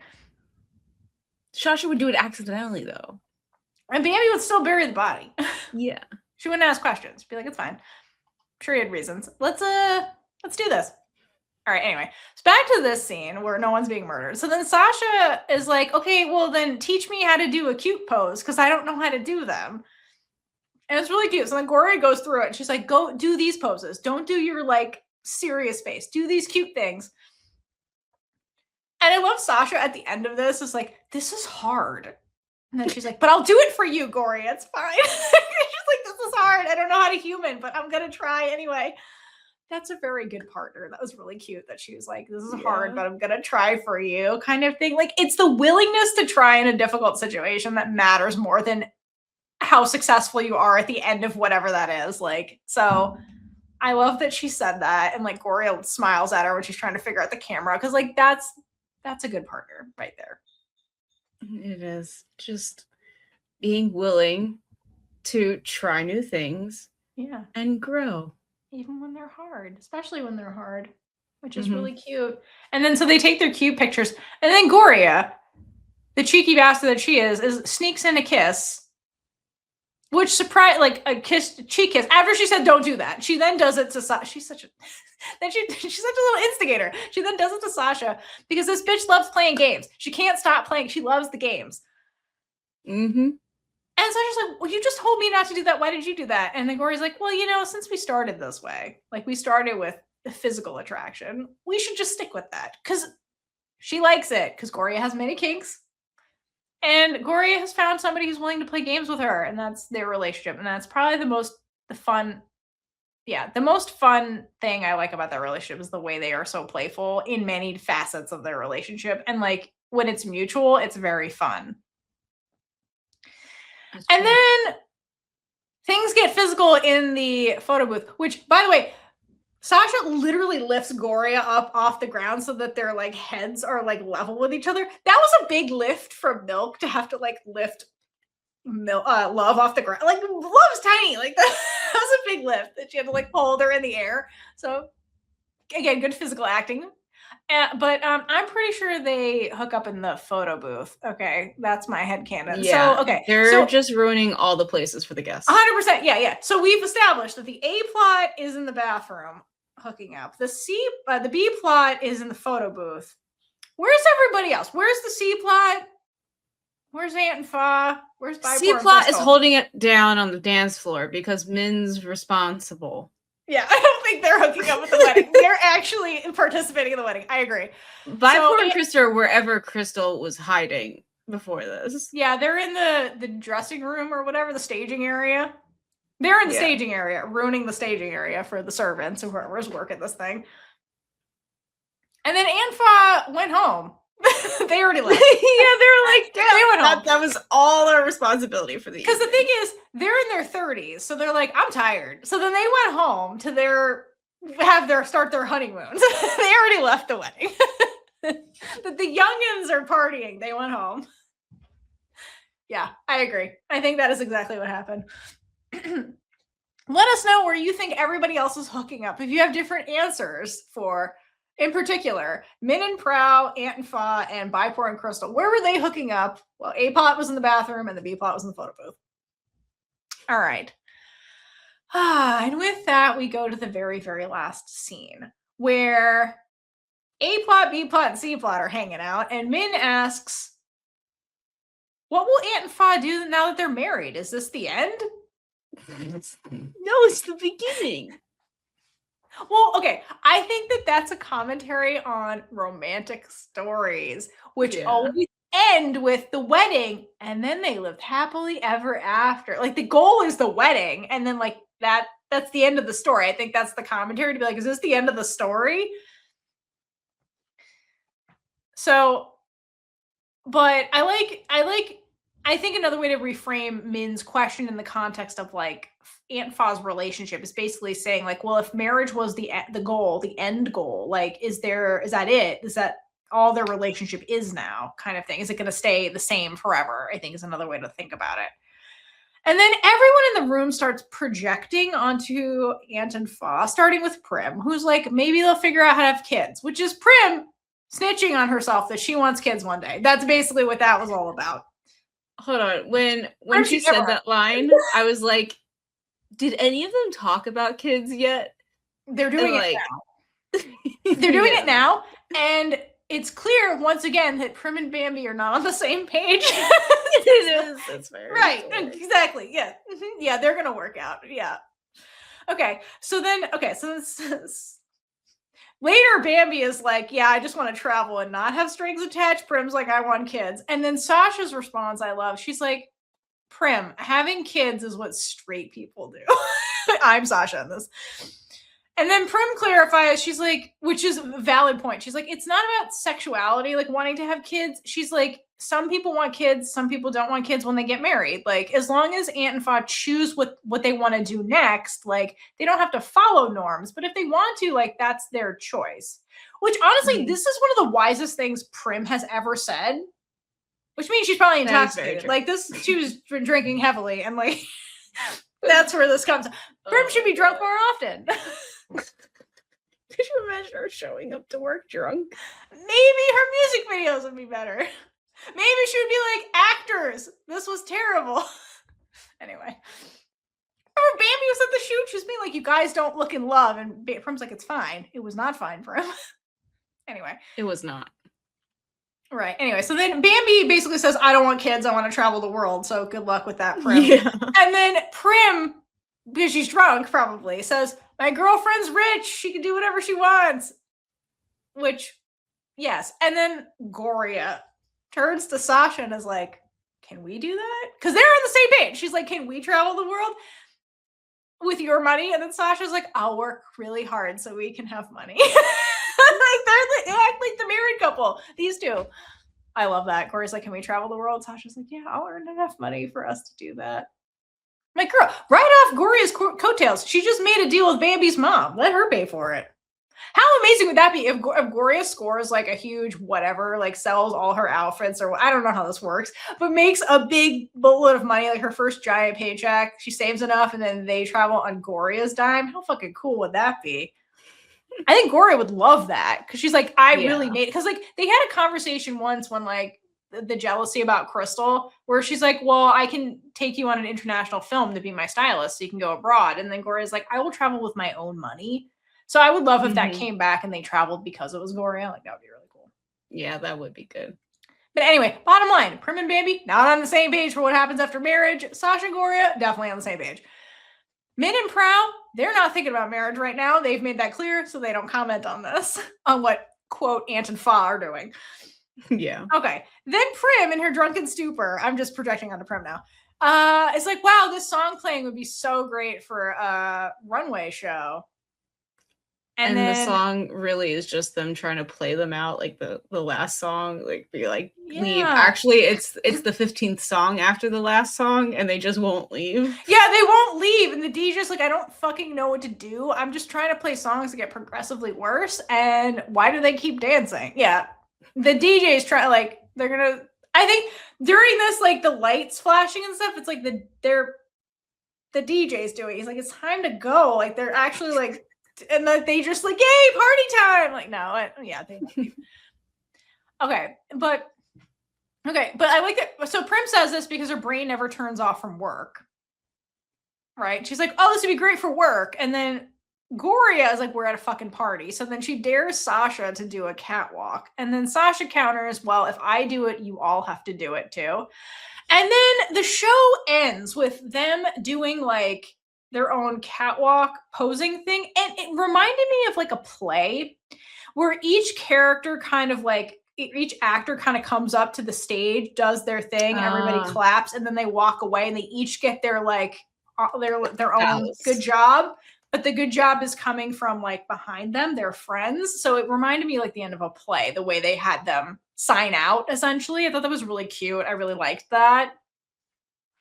Like it's like the final bow kind of thing. Yeah. And then after everybody's their individual like final bow, then it pans to like the couples and they all do a fourth wall break. Cause it's like, this is the end, but is it? I hope not. And that's how Girl Rules ends. And I really like it because it's more like it ends with like the possibility of what comes next, because that's life. Life doesn't end at marriage. Life doesn't end at the wedding the way stories do. It's like it keeps going. And I like that they in this episode acknowledge that like it's not going to be perfect. We're going to fight again. But we're all willing to work through these things with our partner because we found the person that like we like, you know, that is there, that I like to be sad around. I like to be happy with the person I feel comfortable with. Like, so I like that was the message that like relationships are not perfect, particularly Bambi and Praew. Really, those two. Understatement of the century. Understatement. They better end up in therapy at some point. That's all I gotta say. Please. That's all I can overhope. That's all I'm asking for. That's all I'm asking for. All I'm asking for. And that Min gets at least 2 days off a week from work. Yeah. Yeah. And I like your idea that Bipor becomes a partner because she's more reliable than Prim, I have to imagine. 100%. So that was Girl Rules. How sad did that make you saying that? Well, I still get to read the novel, so it's not super over for me. I'm going to go read the novel and live in Girl Rules world for a little bit longer. Because I'm really curious what the book is like when you're in everybody's heads. That's fair. I'm very curious. So, yeah. I loved it. It's a show I would definitely rewatch over and over again. Like I said, I really wish it was a show that was capable of having other seasons because there's just so much you could do with this. There was. I mean, things had to change in this season to be able to do that. But yeah. But I had a great time. This is the kind of show that I love because it's very fun week to week to watch this kind of a show. And I haven't had a show like this in a really long time, so I'm glad it exists. Love it, hate it. Yep. Your opinions are valid. I personally really love it. I'm glad it exists. It's a good show. It's a good show. So, yeah. All right. Well, thank you for coming along on the journey. Hope you enjoyed. And I'll see you at book club for those that are interested. And until next time, and for the very last time, fuck you, Prim. And then hydrate for lesbian Jesus, everyone. Sorry. I had to. Gay it up all over the place. I had to. Bye. Bye. And with that, we've been Big Gay Energy. If you like this episode, check out all our other episodes right here on YouTube. Please like, leave a comment below, and subscribe for more amazing super gay content.